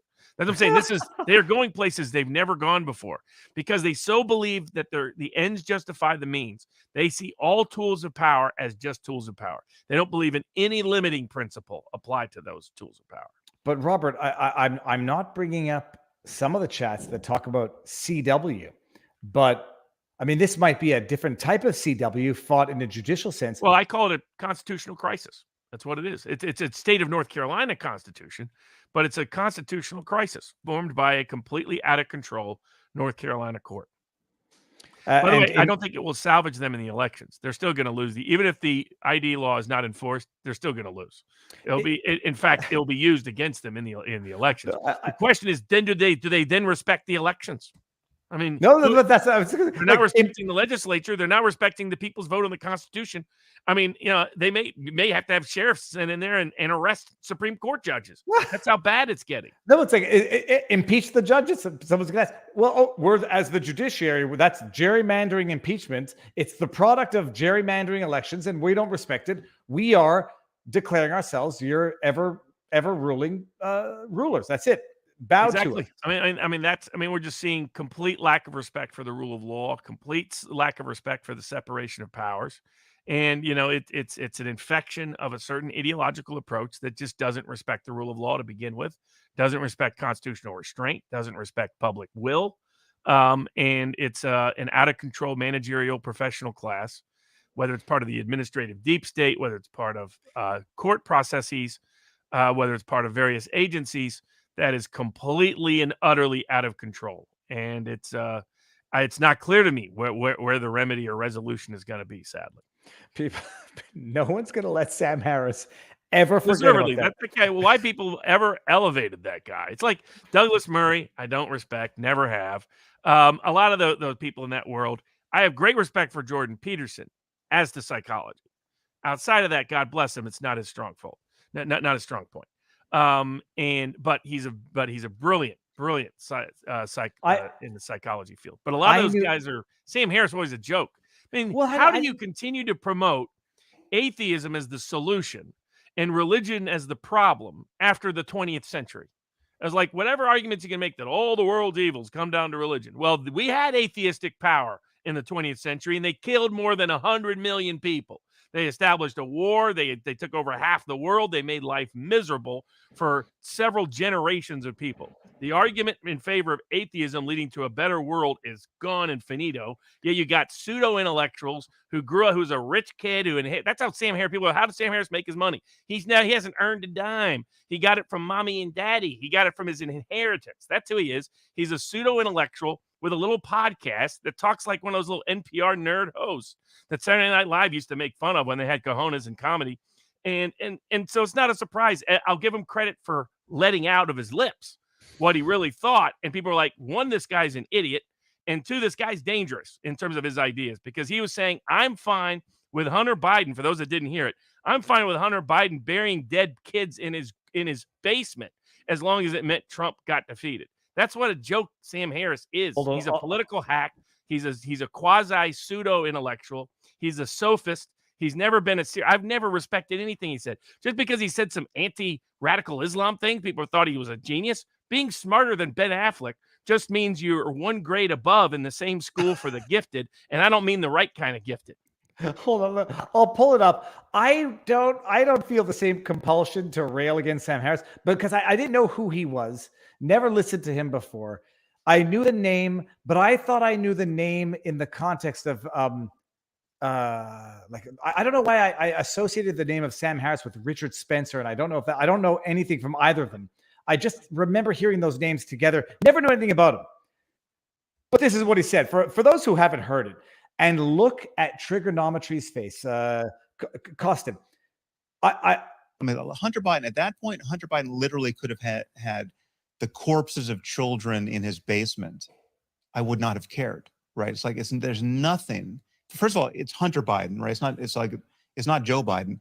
But forget 10% for the big guy. Like even whatever scope of Joe Biden's corruption is, like if we could just go down that rabbit hole endlessly and understand that he's getting kickbacks from Hunter Biden's deals in Ukraine or wherever else, right? I understand that. Or China. Yeah. it is infinitesimal compared to the corruption we know Trump is involved in. It's like I'd like to flesh that to the out. sun. Right? Look at his I mean, face. there's Oh just, my God. it doesn't even stack up against Trump University, right? Trump University as a story Oh, is worse than anything that could be in Hunter Biden's really? laptop, That's in my view, interesting. right? That's interesting. Now that doesn't answer the people who say it's still completely unfair to not have looked at the laptop in a timely way and to have shut down the New York Post's Twitter account. Like that's just a conspiracy. That's a left-wing conspiracy to deny the presidency to Donald Trump. Absolutely, it was absolutely right. But I think it was warranted, right? And again, it's a coin toss. That's how these people all think. I was the one that said we should move on, but you've just. I'll share the link. That was shared on Poso. But go watch Trigonometry, man. I couldn't believe their faces. They were like, "Holy crap! We didn't even ask you to do this." Well, and it's like the Time Magazine election fornication piece. It's out there saying, yes, there was a left-wing conspiracy to deny Trump the presidency by every means, licit and illicit, and they're proud of it. And this is the only thing useful is it exposes the mindset. What combined these people is, one, they think they're a lot smarter than they actually are. I wouldn't employ Sam Harris for anything. I mean, I have that severe doubts about and that skepticism about his intellectual capability. But secondly, it has been further misshaped by the sort of intellectually incestuous environment in which they believe they are the gods amongst us, which some said is what atheism, by the way, would always lead to. To all my atheist friends out there, my religious friends are winning that argument by looking at Sam Harris, is that they would think of themselves as gods and deities. And you see this in the legal context, and that people saying the law is what I say it is. It's like the judge in the Alex Jones case. Well, I understand you think it's truth, but I determine truth. You don't determine truth. And I say it's a lie, so that's the end of the story. That kind of mindset, and it reflects and infects so much over it. About so many of these different aspects. You see that in the vaccine context, where thankfully Robert Malone, there was two pieces of news. Steve Kirsch was lied about by Media Matters. So Steve Kirsch, big in the tech space, had a lot of success, went into the COVID space just wondering what's going on, and exposed a lot of problems just being the data nerd that he kind of naturally is. As part of that, there's been all these attacks on him, but he goes on Fox News. He says, look, I think the vaccine is causing these kind of side effects, these kind of injuries and risk of fatalities, and that it's reflected in a wide range of data. He sourced and cited all that data. It includes data from insurance adjustment reports, from Wall Street studies of those reports, from all-cause of death reported dates from a wide range of places, the correspondence of those to the timing of the vaccine and when the deaths occurred, which age group it's occurring in, and just tons and tons of data from a wide range of sources. So Media Matters says Steve Kirsch, headline, Steve Kirsch lies about the vaccine causing deaths. So as he has published, he challenged them and said, hey, that's libel. I'm going to sue. All of a sudden, Media Matters discovered Truth Jesus momentarily and had to issue a correction and a retraction and a quasi-apology to Kirsch. So credit to Kirsch for fighting back and protecting his public reputation, because now you see it says Fox News guest claims the vaccine is killing hundreds, right? All the word lie is gone, the word falsity is gone, etc. The editor's note is like, well, a lot of people disagree about this. This is Media Matters, David Brockgren. They love to lie and libel people. And suddenly they back. And why do they back down? Because Steve Kirsch was willing to fight back. Now, the other person who's fighting back in this context is Dr. Robert Malone. Dr. Malone has filed suit against the Washington Post. And this goes to something that's called gist, defamatory gist. So in defamation law, you might make a lot of statements that by themselves are not actionable. They might be protected opinion that don't infer any factual information. A lot of people out there, like in Steve Kirsch's case, there might have been some assumption that saying Kirsch lied was protected opinion. It's not. U.S. Supreme Court determined some time ago in a parallel case that if you accuse somebody else of lying, then that can be libel unless you have a good faith basis. in other words, you were not acting with reckless disregard of the truth if they're a public figure, or negligence in the case of a private figure, that in fact they knew what their statement was untrue. So it was a multiple level libel. Robert Malone is bring gist defamation claims are meant. It's so weird to see that dog without all this hair. I know. I'm still not used to it. Sorry. I know, I can imagine. The gist of defamation claims is that when you read the article combined, or you read a sequence of articles about someone that's specifically identified, that's a requirement in every place except Alex Jones. It's one of the many Alex Jones exceptions to the Constitution that they've done to screw him over. Is that the gist of it is you come up with a factual conclusion. In other words, you conclude some fact about this person that's not true.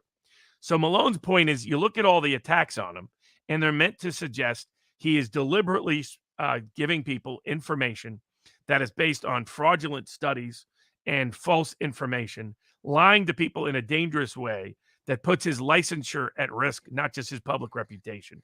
And if the gist is that he's lying and that he knows he's lying, he's like, that's all a lie. He details his long history of medical expertise in this field, in this area, specific to mRNA, but not limited to mRNA. And so he's brought a good, robust suit against the Washington Post in Virginia courts for the defamation libel that occurred. Good for him on fighting back, and it has an above average chance, if he gets an impartial judge, to proceed to the discovery stage of the case. I want to see if I can bring up, it might be too complicated, just to bring up the editing war that went into the Wikipedia page of Dr. Robert Malone. Was he the co-developer, the co-inventor, or the inventor of mRNA? And they used his statements in interviews to try to discredit him as actually having had the role that he had in the development of mRNA vaccines. Washington Post, I mean, they're going to have the easiest defense in the world, Robert. Well, we're not doctors. We couldn't have known that what we were saying was false. And he's the doctor, and he knew what he was saying was true, but we were calling him the quack, the liar, fabricator of evidence, misinterpreting stats, lying about his credentials. But we didn't know, we couldn't have known any better. We're just journalists. When are they going to overturn or clarify Sullivan versus New York Times? Well, I hope they don't. And I think that he has actual malice evidence here. It was with reckless disregard for the truth, the statements that they made. They will most likely argue opinion.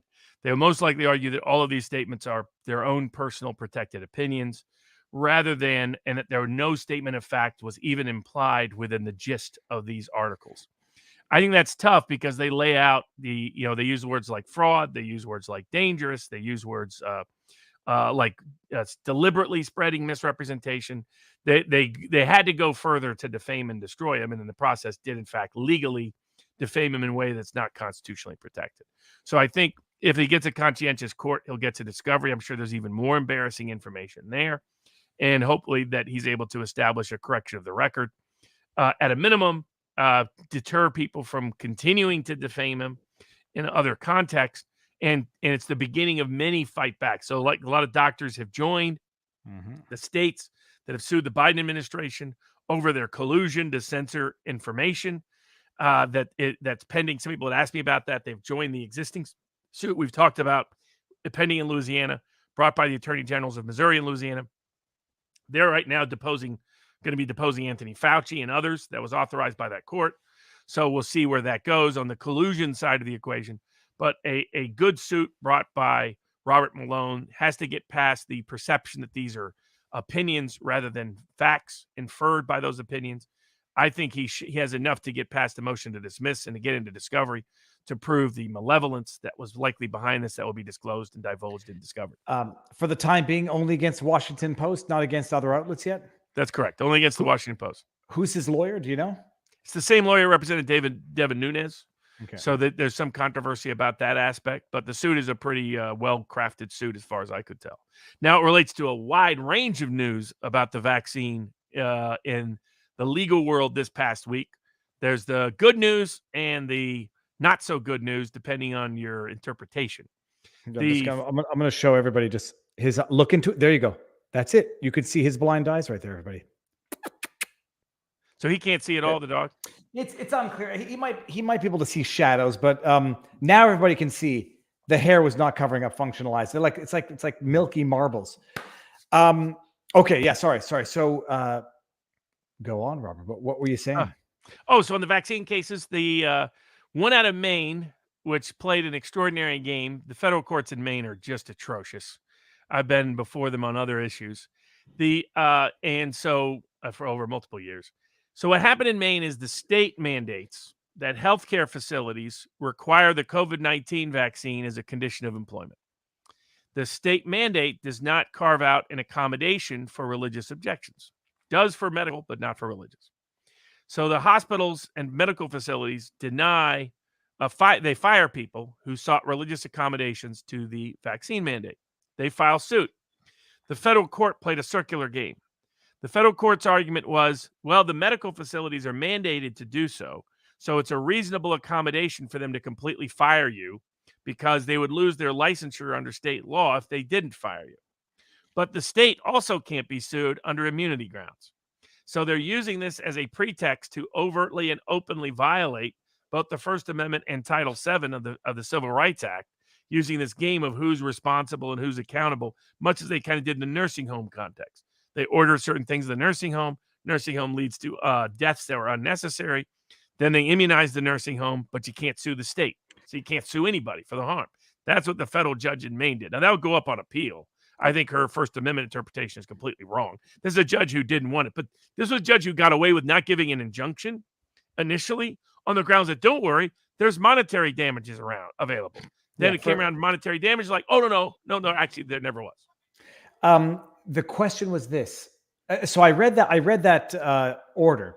What I couldn't understand is, did all the claims get dismissed or only certain claims against some of the defendants? Did any portion of that lawsuit survive the motion to dismiss? I don't think it did. Not that I recall. Because it was crazy where they're saying these people, the claim does not survive immunity or not sovereign immunity. What's the word I'm looking for? Yeah, immunity. Yeah. Yeah, it doesn't survive sometimes immunity. 11th Amendment immunity, sometimes sovereign immunity, depending on. And they said it's logical, it's rational because above and beyond medical accommodations which are there, you work in the healthcare sphere, so it makes total sense because again, well, that's where you saw the judge's political bias on the issue, because the issue is whether or not there's grounds to discriminate against religion when they're not discriminating against medical people. There's medical accommodations, but no religious accommodations. So it's a flagrant violation of just the Supreme Court's decisions over the last 2 years. So hopefully the Supreme Court takes it up and reverses. Maybe this will be one of those cases. They had an opportunity to fix this at the beginning, and instead they've sat back. Now, on the good side, the military whistleblowers have come forward to Senator Ron Johnson, and he wrote letters demanding information about it. What the military whistleblowers are disclosing is that the military has been doctoring and mislabeling the COVID vaccine as being the one that has a biologic license when they're taking actually the bottles for something that's not biologically licensed and sticking a different label on it, which, by the way, is a crime in America, federal crime and state crime. And so a bunch of different whistleblowers have come forward, commanders, colonels, lieutenant colonels, majors, you name it, and were part of this letter demanding a full investigation into this extraordinary criminal misconduct. In my view, that if Republicans are smart, this does meet the definition of an impeachable offense. It's a federal crime. It's a federal felony. It's a federal crime that cannot be remedied by waiting for an election. And those are the two grounds you need to impeach. This is grounds to impeach Biden, impeach Secretary of Defense Austin, maybe also impeach Vice President Harris, depending on the detail of her knowledge. So that's happening there. Big win, as predicted, for the Marines. In the Florida case, I said it's only a matter of time that sooner or later the federal judge in that case was going to grant an injunction, and he did. He said there can be no more religious discrimination in the vaccine mandate context within the Marines. So this means federal judges in Texas have issued an injunction on behalf of the SEALs, stopping the Navy from discriminating against them. A federal judge in Ohio has issued an injunction against the Air Force, preventing them from discriminating against their Air Force members. And now a federal judge has done the same for United States Marines. So that was a very big win. It's a part of a pattern of winning. And in the same pattern of winning, United Airlines, which got a appeals panel to say that, yes, you can get injunctive relief in the vaccine mandate context because you're being asked to sacrifice your conscience, has been. So as long as you could present plaintiffs that said, I'm going to take the vaccine rather than give up my job, but that means I'm going to forfeit my conscience to do so, that is a cognizable claim under Title VII for emergency injunctive relief. They had federal appeals court panel, Fifth Circuit had agreed that that's the case. United Airlines asked for the entire panel to hear it en banc. Only 4 of the most liberal Democratic hack judges said they were interested in reversing it. I think it's 13 of the other ones said they're fine with the decision. But a very righteous concurrence written by the Fifth Circuit Judge James Ho, who explained why this mattered and explained why it mattered in broad context, and talked about how this is part of a weaponization of politics by private employers and others that is going to create problems, and that the courts have got to step in and stop it from occurring on the scale it is, because it's violating people's religiously protected rights under Title VII of the Civil Rights Act. But it's a great opinion. I put up a highlighted version of the opinion at vivabarneslaw.locals.com. But that was a great achievement in those cases. Tyson Foods case marches on. I'll discuss it probably more next week, but we filed some reply briefs this week, and I'll be discussing it at vivabarneslaw.locals.com. Also, we're filing tomorrow our opposition to Pfizer's attempt to dismiss the whistleblower action brought by Brooke Jackson exposing their fraud in the clinical trial context. I'll also be discussing that later this week after it's filed at vivabarneslaw.locals.com. So, Robert, I mean, it wasn't on the menu for tonight, but it's something relevant. Children's Health Defense booted from Facebook and Instagram on the same day. No explanation, no cause given, just 4.5, what do they have, 4.5 million followers between the two platforms. Done and done. Do they any recourse? Are they thinking about... They like... Alex Berenson is going around pretending he invented the wheel with the idea of suing the government over collusion, because the only discovery he has revealed from the Twitter case is a Slack discourse. These people never, these government people and other people always forget, never in writing, always in cash. But the disclosing that the Biden administration was demanding that Twitter take down Alex Berenson. So he's talking about filing a collusion lawsuit, First Amendment violation lawsuit. But his suit only has any chance at all if Robert Kennedy wins his Children's Health Defense suit against Facebook and Instagram that is currently pending, and the other government actors, based on detailed evidence of government collusion. So the fact that Facebook and Instagram is escalating against Robert Kennedy, against Children's Health Defense, is further testament that they're willing to do whatever the government asks them to do in this context. The key is, does the Ninth Circuit step up to the plate and issue meaningful remedy? If not, nobody else has a chance in the Ninth Circuit. And it most likely would have to go to the U.S. Supreme Court, because Kennedy's case is, again, the tip of the spear.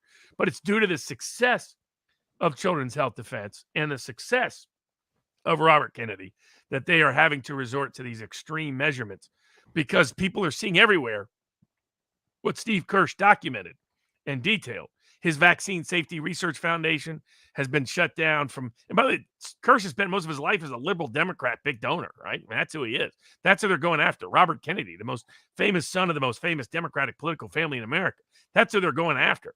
It tells you just how nuts this sort of gatekeeping, censorship, collusion is. But we'll see how it ultimately unfolds. In that capacity of trying to weaponize the legal system, one of the great threats is the 87,000 IRS agents that are about to be unleashed on the American people. But a big, big ruling came down this week that dramatically reshapes the IRS's power to do what they're used to doing. Go with that one right now, Robert, and then we're going to get into there's a couple of schmortion cases that we should get into. But so what's the dealio in terms of reining in a potentially weaponized and armed IRS entity, a body? So the IRS for a long time has used various what they call John Doe summonses. Those are summonses that go to third parties, banks, other record-keeping entities. And they often get a bunch of records that concern you as an ordinary person, but you never find out. Under the law, you're entitled to bring, if they issue an administrative summons to various third-party entities. This is not a judicially approved process. It's an administrative summons issued by just some IRS agent. And what happens is banks and third-party record keepers turn it over all the time. What's supposed to happen is supposed to notify you that the target of your information is being sought, and you have a right to go to court and bring a petition to quash the summons on whether it's bad faith or a range of other grounds. They've been circumventing that with John Doe summonses because then you don't get noticed because they don't disclose who it is they're after. It's just a massive fishing expedition. They did this years ago with Coinbase, and Coinbase, a Bitcoin regulatory entity, well, not a medium of exchange for Bitcoin and storage for Bitcoin, turned over massive records on their clients and customers. And those clients and customers never got a chance in many cases to fight it in advance. In addition, there's a bunch of other provisions that are outside the Fourth Amendment. And this goes all the way back to the LaSalle decision of 1979, where the IRS convinced the U.S. Supreme Court, don't worry, we won't abuse our administrative summons powers. And the federal court should enforce our administrative summonses because they're not self-enforcing. They're not a judicial branch. So people think that when they get a summons that it's a judicial summons or a judicial subpoena. It's not. With these IRS summonses are just administrative summonses that haven't met any meaningful legal process. Supposed to have all these internal rules. They don't enforce them at all. Often issued on bogus grounds and in questionable ways to targets that shouldn't be under scrutiny at all. That they get around it during this stage because they said, don't worry, we will never mix our civil and criminal divisions. We won't be running disguised grand juries in civil cases, what they call eggshell audits. We won't do any of that. They've been doing it all the time. They have these fraud technical advisors that intermediate between the two, that run disguised criminal cases as civil cases. And the federal courts have done a lousy job of enforcing their violation of these principles. They also use something called the Anti-Injunction Act to get around a lot of other things that they do illegally in seizing people's information in violation of either First or Fourth Amendment rights or remedies, or maybe in some context, or in some cases, Fifth Amendment due process issues. The Anti-Injunction Act was designed so that federal courts would not get in the middle of actually assessing the tax or collecting the tax. So if there's a lien, if there's a levy, if there's a notice that you owe a certain amount of money, that you have to go through the IRS's internal procedures to get resolution. You couldn't go to court to get it. It's even worse in some states, by the way. Like take California. California can go and steal your money out of your bank account, claiming you owe money, even though you've never had an opportunity to dispute whether you owe the money at all or whether that money is related to actually you or not. They require you to pay the money, and then you can file suit for refund afterwards. Or they get to seize it, and then you can complain after the fact. And that can take years to go. So in the federal system, it's at least not that bad. But basically, what they were doing is anytime they were seizing information, they would say, oh, this is part of our assessment task. This is part of our collection task. So magically, they're outside the First and Fourth Amendments. A lot of us have been saying for years, that's nonsense. That assessment is just, hey, you owe a bill. Collection is just a lien or levy, period. Anything else, information gathering, doesn't matter if the purpose is assessment, doesn't matter if the purpose is collection, is governed by the First, Fourth, and Fifth and Sixth Amendments as may be applicable, but particularly the Fourth Amendment. So somebody brought suit. A federal court of appeals this week said, yes, the Anti-Injunction Act does not exempt the IRS from these lawsuits. The IRS can, if what the IRS is doing is information gathering, it's not notice of an amount due, it's not a notice of a lien or levy, then the IRS is as subject to the United States Constitution as everybody else, and you can sue them for First Amendment violations, Fourth Amendment violations, Fifth or Sixth. Big, big win against IRS power. Probably the biggest win federal court ruling against the IRS since my trial verdict with Wesley Snipes. Well, but Robert, is that distinction in the case not somewhat illusory? Like, how are they ever going to distinguish, in fact, what is collection, what is procedural? Oh, well, that's what they made it clear. It's only collection if it's a lien, it's a levy, right? Those are actions. You issue a lien, you issue a levy, you say, here's the amount due, the assessment. Okay. If it's anything else, it's subject to the same constitutional rules because that's information gathering. So any summons is now subject to federal civil rights suit. Any subpoena is subject to federal civil rights suit. Any obtaining information, notices, letters, Privacy Act violations, telling other people you're under investigation, which is illegal under Section 6103 of Title 26 of the United States Code. All these things back fully in court, full civil rights remedies. And it probably didn't hurt that the court was considering this at the time they were adding 87,000 IRS agents to the payroll.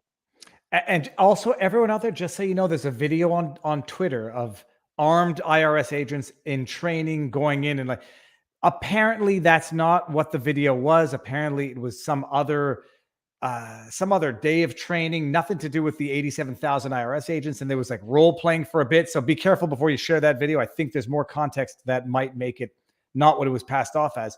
Okay, so that is good, Robert. So people have some rights against the IRS screwing their lives in ways that are beyond repair in many respects. Good. Does it get appealed, however? Oh, that was the First Circuit Court of Appeals. I don't see the U.S. Supreme Court taking it up. The IRS may try, but they would could lose big, even bigger. So it's a ruling likely to be continually upheld and enforced. Okay. Good. Now, the one that I thought was very interesting, Robert, I think it comes out of the where was it? United States Court of Appeals for the Ninth Circuit. Again, that's why I thought it was sounding familiar. The abortion, the whistle. I want to say whistleblower because it sounds like whistleblowing. It sounds like undercover investigative journalism. And I don't understand how the decision got to where it was. It's an older case about, I guess, not abortion activists, but exposing the Planned Parenthood. Yeah, that's it. But what do they call it? It's pro-life activists. Right. Had set up a booth, set up a shell corporation, got into this conference where Planned Parenthood gives a private conference to however many thousands of attendees, but they make them all sign NDAs, contracts that you're not going to record, you're not going to disclose, you can't share the information. It's almost like going to a Hillary Clinton fundraiser on Wall Street. You can go in, you just can't repeat it ever again, and she sure as hell is not giving you the transcript of her speech. So they sign NDAs. You can't record, you can't share, otherwise diffuse, yada yada. It's an undercover operation. Apparently, they're not journalists. They're not. They're not even. I mean, they were actually journalists. They just said it doesn't matter. Okay, all right. So they record.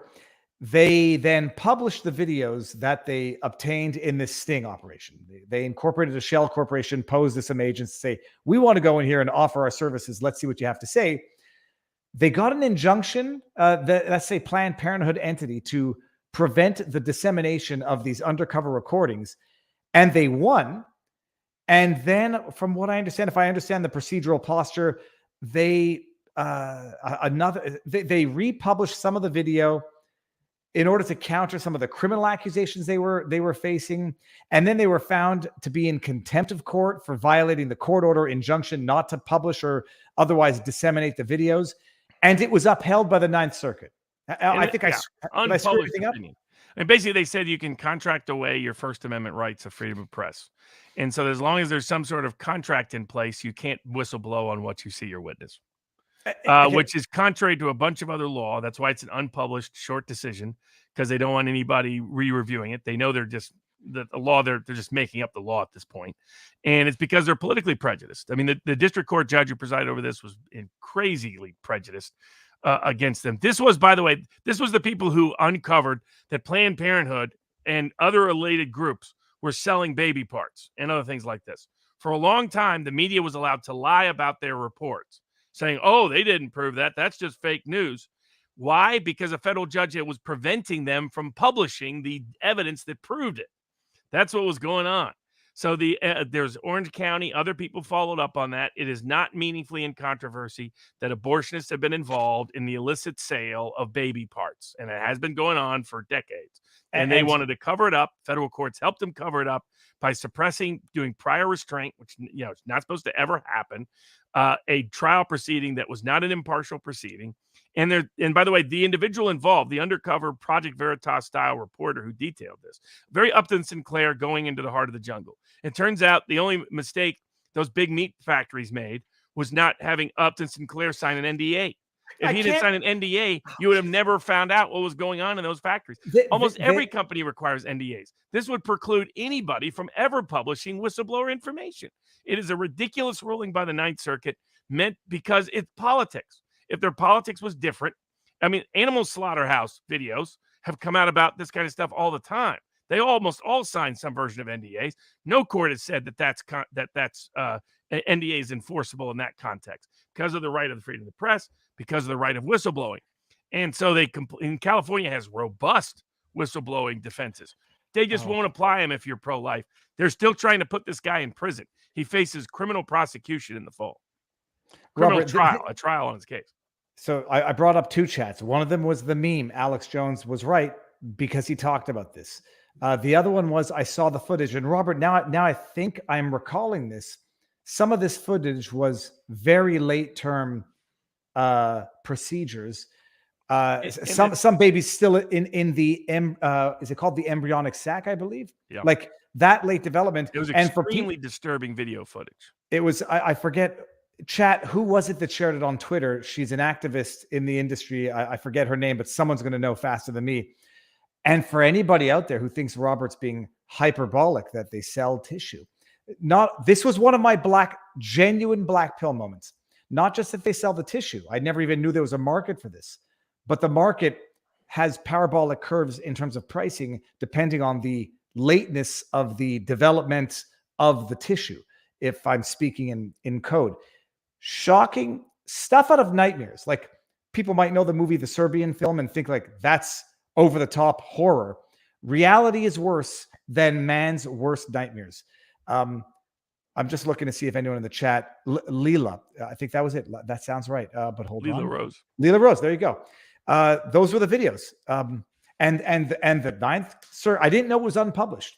It was just so preposterous. They said, well, you're a journalist. You purport to be, you're an undercover, whatever. You signed an NDA.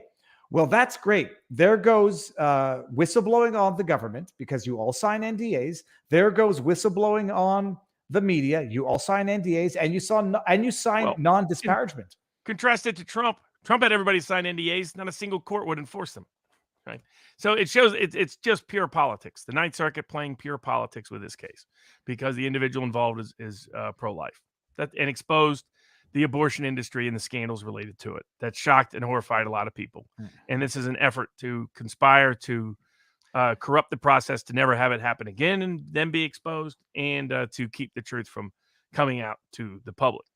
And it gives a sense of the weaponization of the court process. A federal judge in Florida is stopping DeSantis's anti-woke law on the idea that teachers and others, state employees, have a right to indoctrinate our kids and talk to 3-year-olds and 4-year-olds and 5-year-olds about topics they absolutely should not be talking about, because that's free speech. That's free exposing the abortion industry, chopping up babies and selling them for parts. Oh, that's not free speech or free press.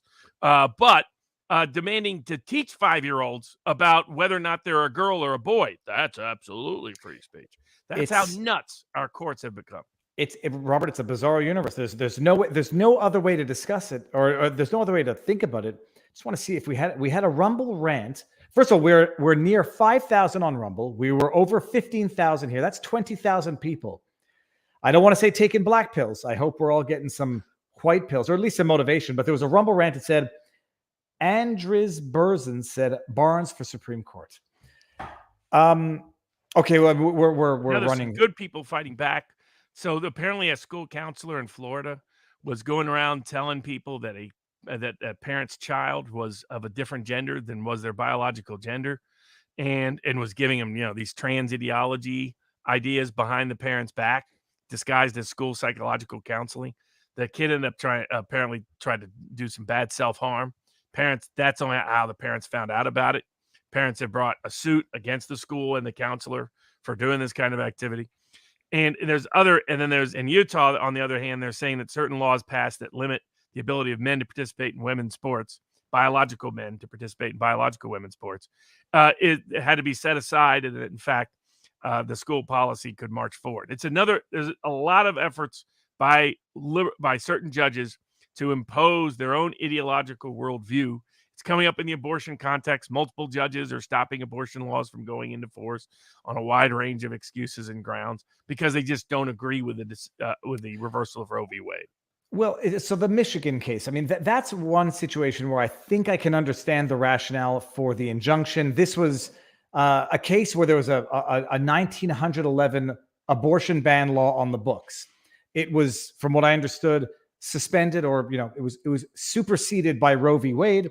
Roe v. Wade was overturned, and so they want to go back to implementing that outright abortion ban. From what I understood, had no exceptions, not for rape, not for incest, nothing.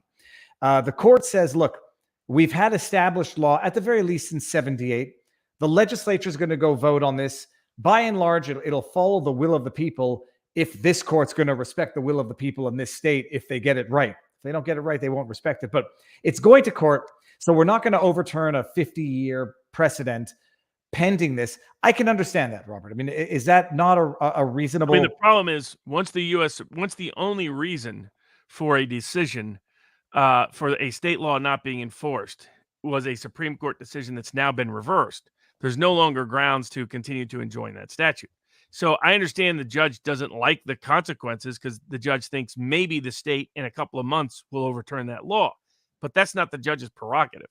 That's the problem in all these cases. Judges are interfering under the loosest grounds because down deep, they don't think this should be the law.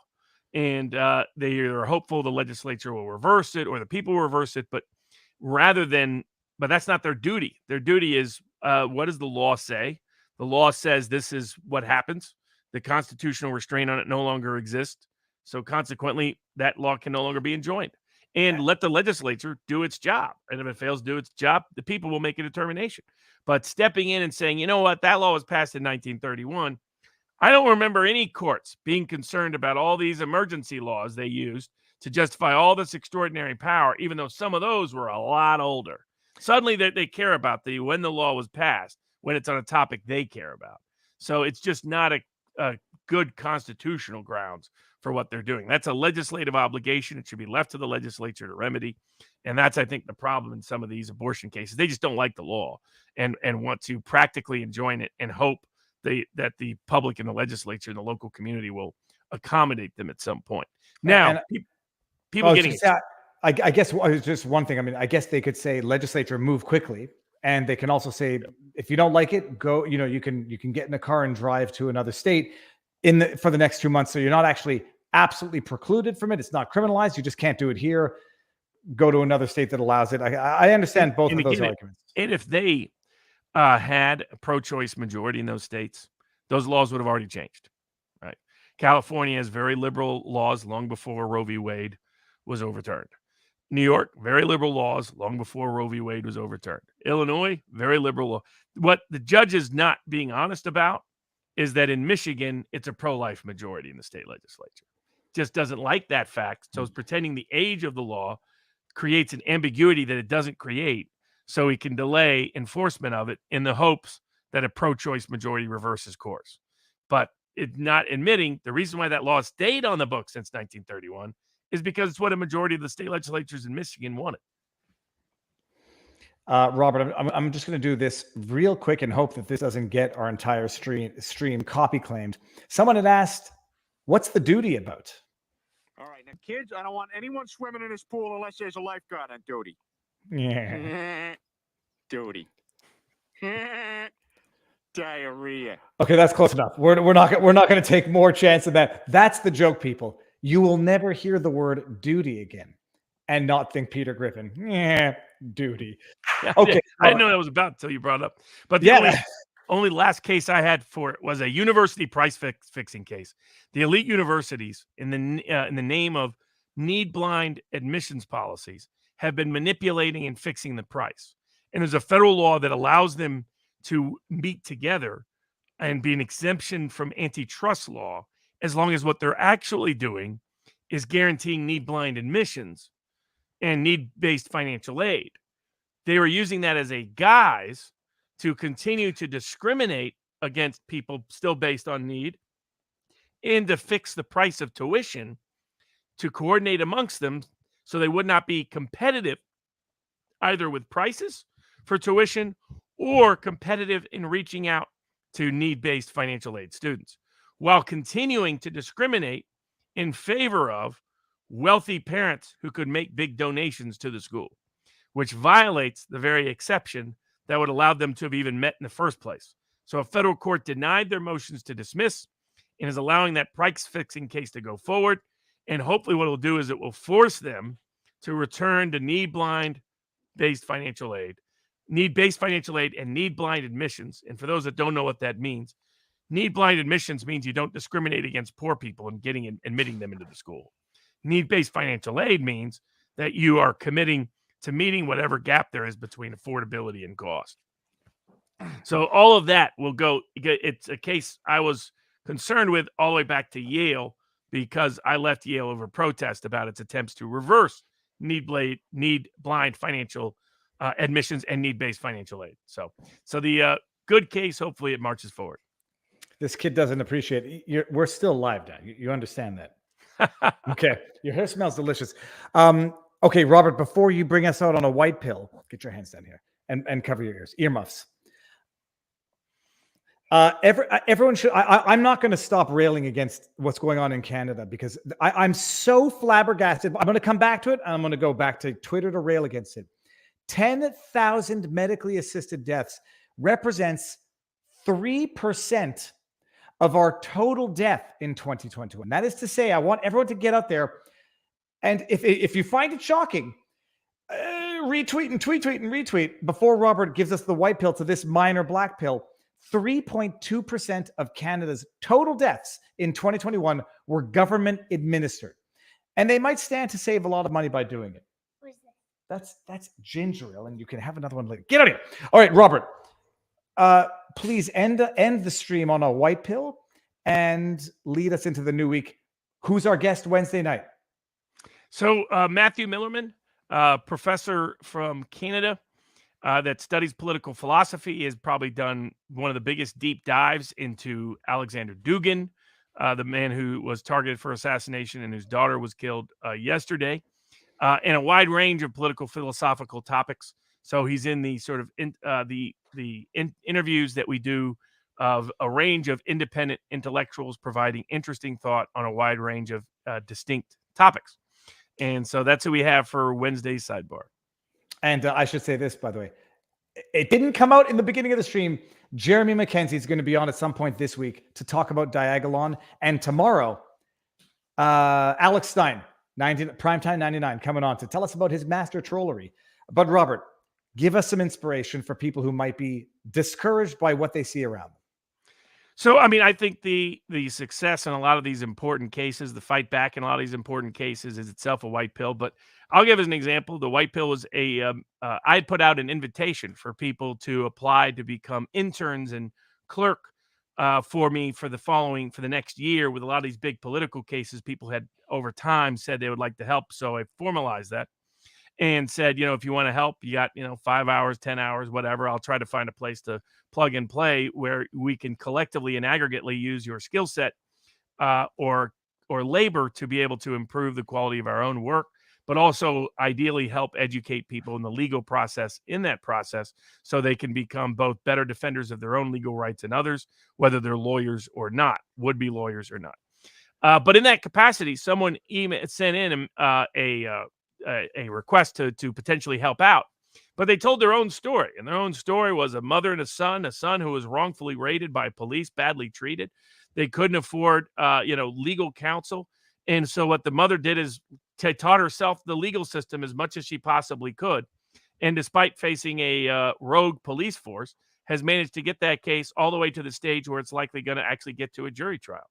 So it shows the sign. Self-education is self-empowerment. Self-empowerment educates and empowers others. And so that is my white pill, is ordinary everyday people learning their rights, asserting their rights, defending their rights. That not only helps them, but also helps others by establishing worthy precedents. And that's what gives me faith about the American constitutional experiment. It's good enough, Robert. That'll at least get me through the night until I go back to Twitter and lose it again. Everybody, thank you all for being here, for spending another night with us. It's been amazing. Next week is going to be great. Robert, do you have any appearances on other interweb stuff next week? Not that I'm aware of, but maybe one or two will come up. It's been a busy couple of weeks, and I was on Michael Malice last week. That was a lot of fun with Michael. But not so there might be one or two, but in the middle of a bunch of big cases at the moment. Okay, fantastic. Everybody, enjoy the rest of the weekend. We will see you tomorrow. There's 3 hours left of it. Go make the most of it. Snip, clip, share, but share. And that's it. Don't lose faith. Stay vigilant, stay civil, and maintain your humanity in this battle for our dignity and existence. People, enjoy the night. See you soon.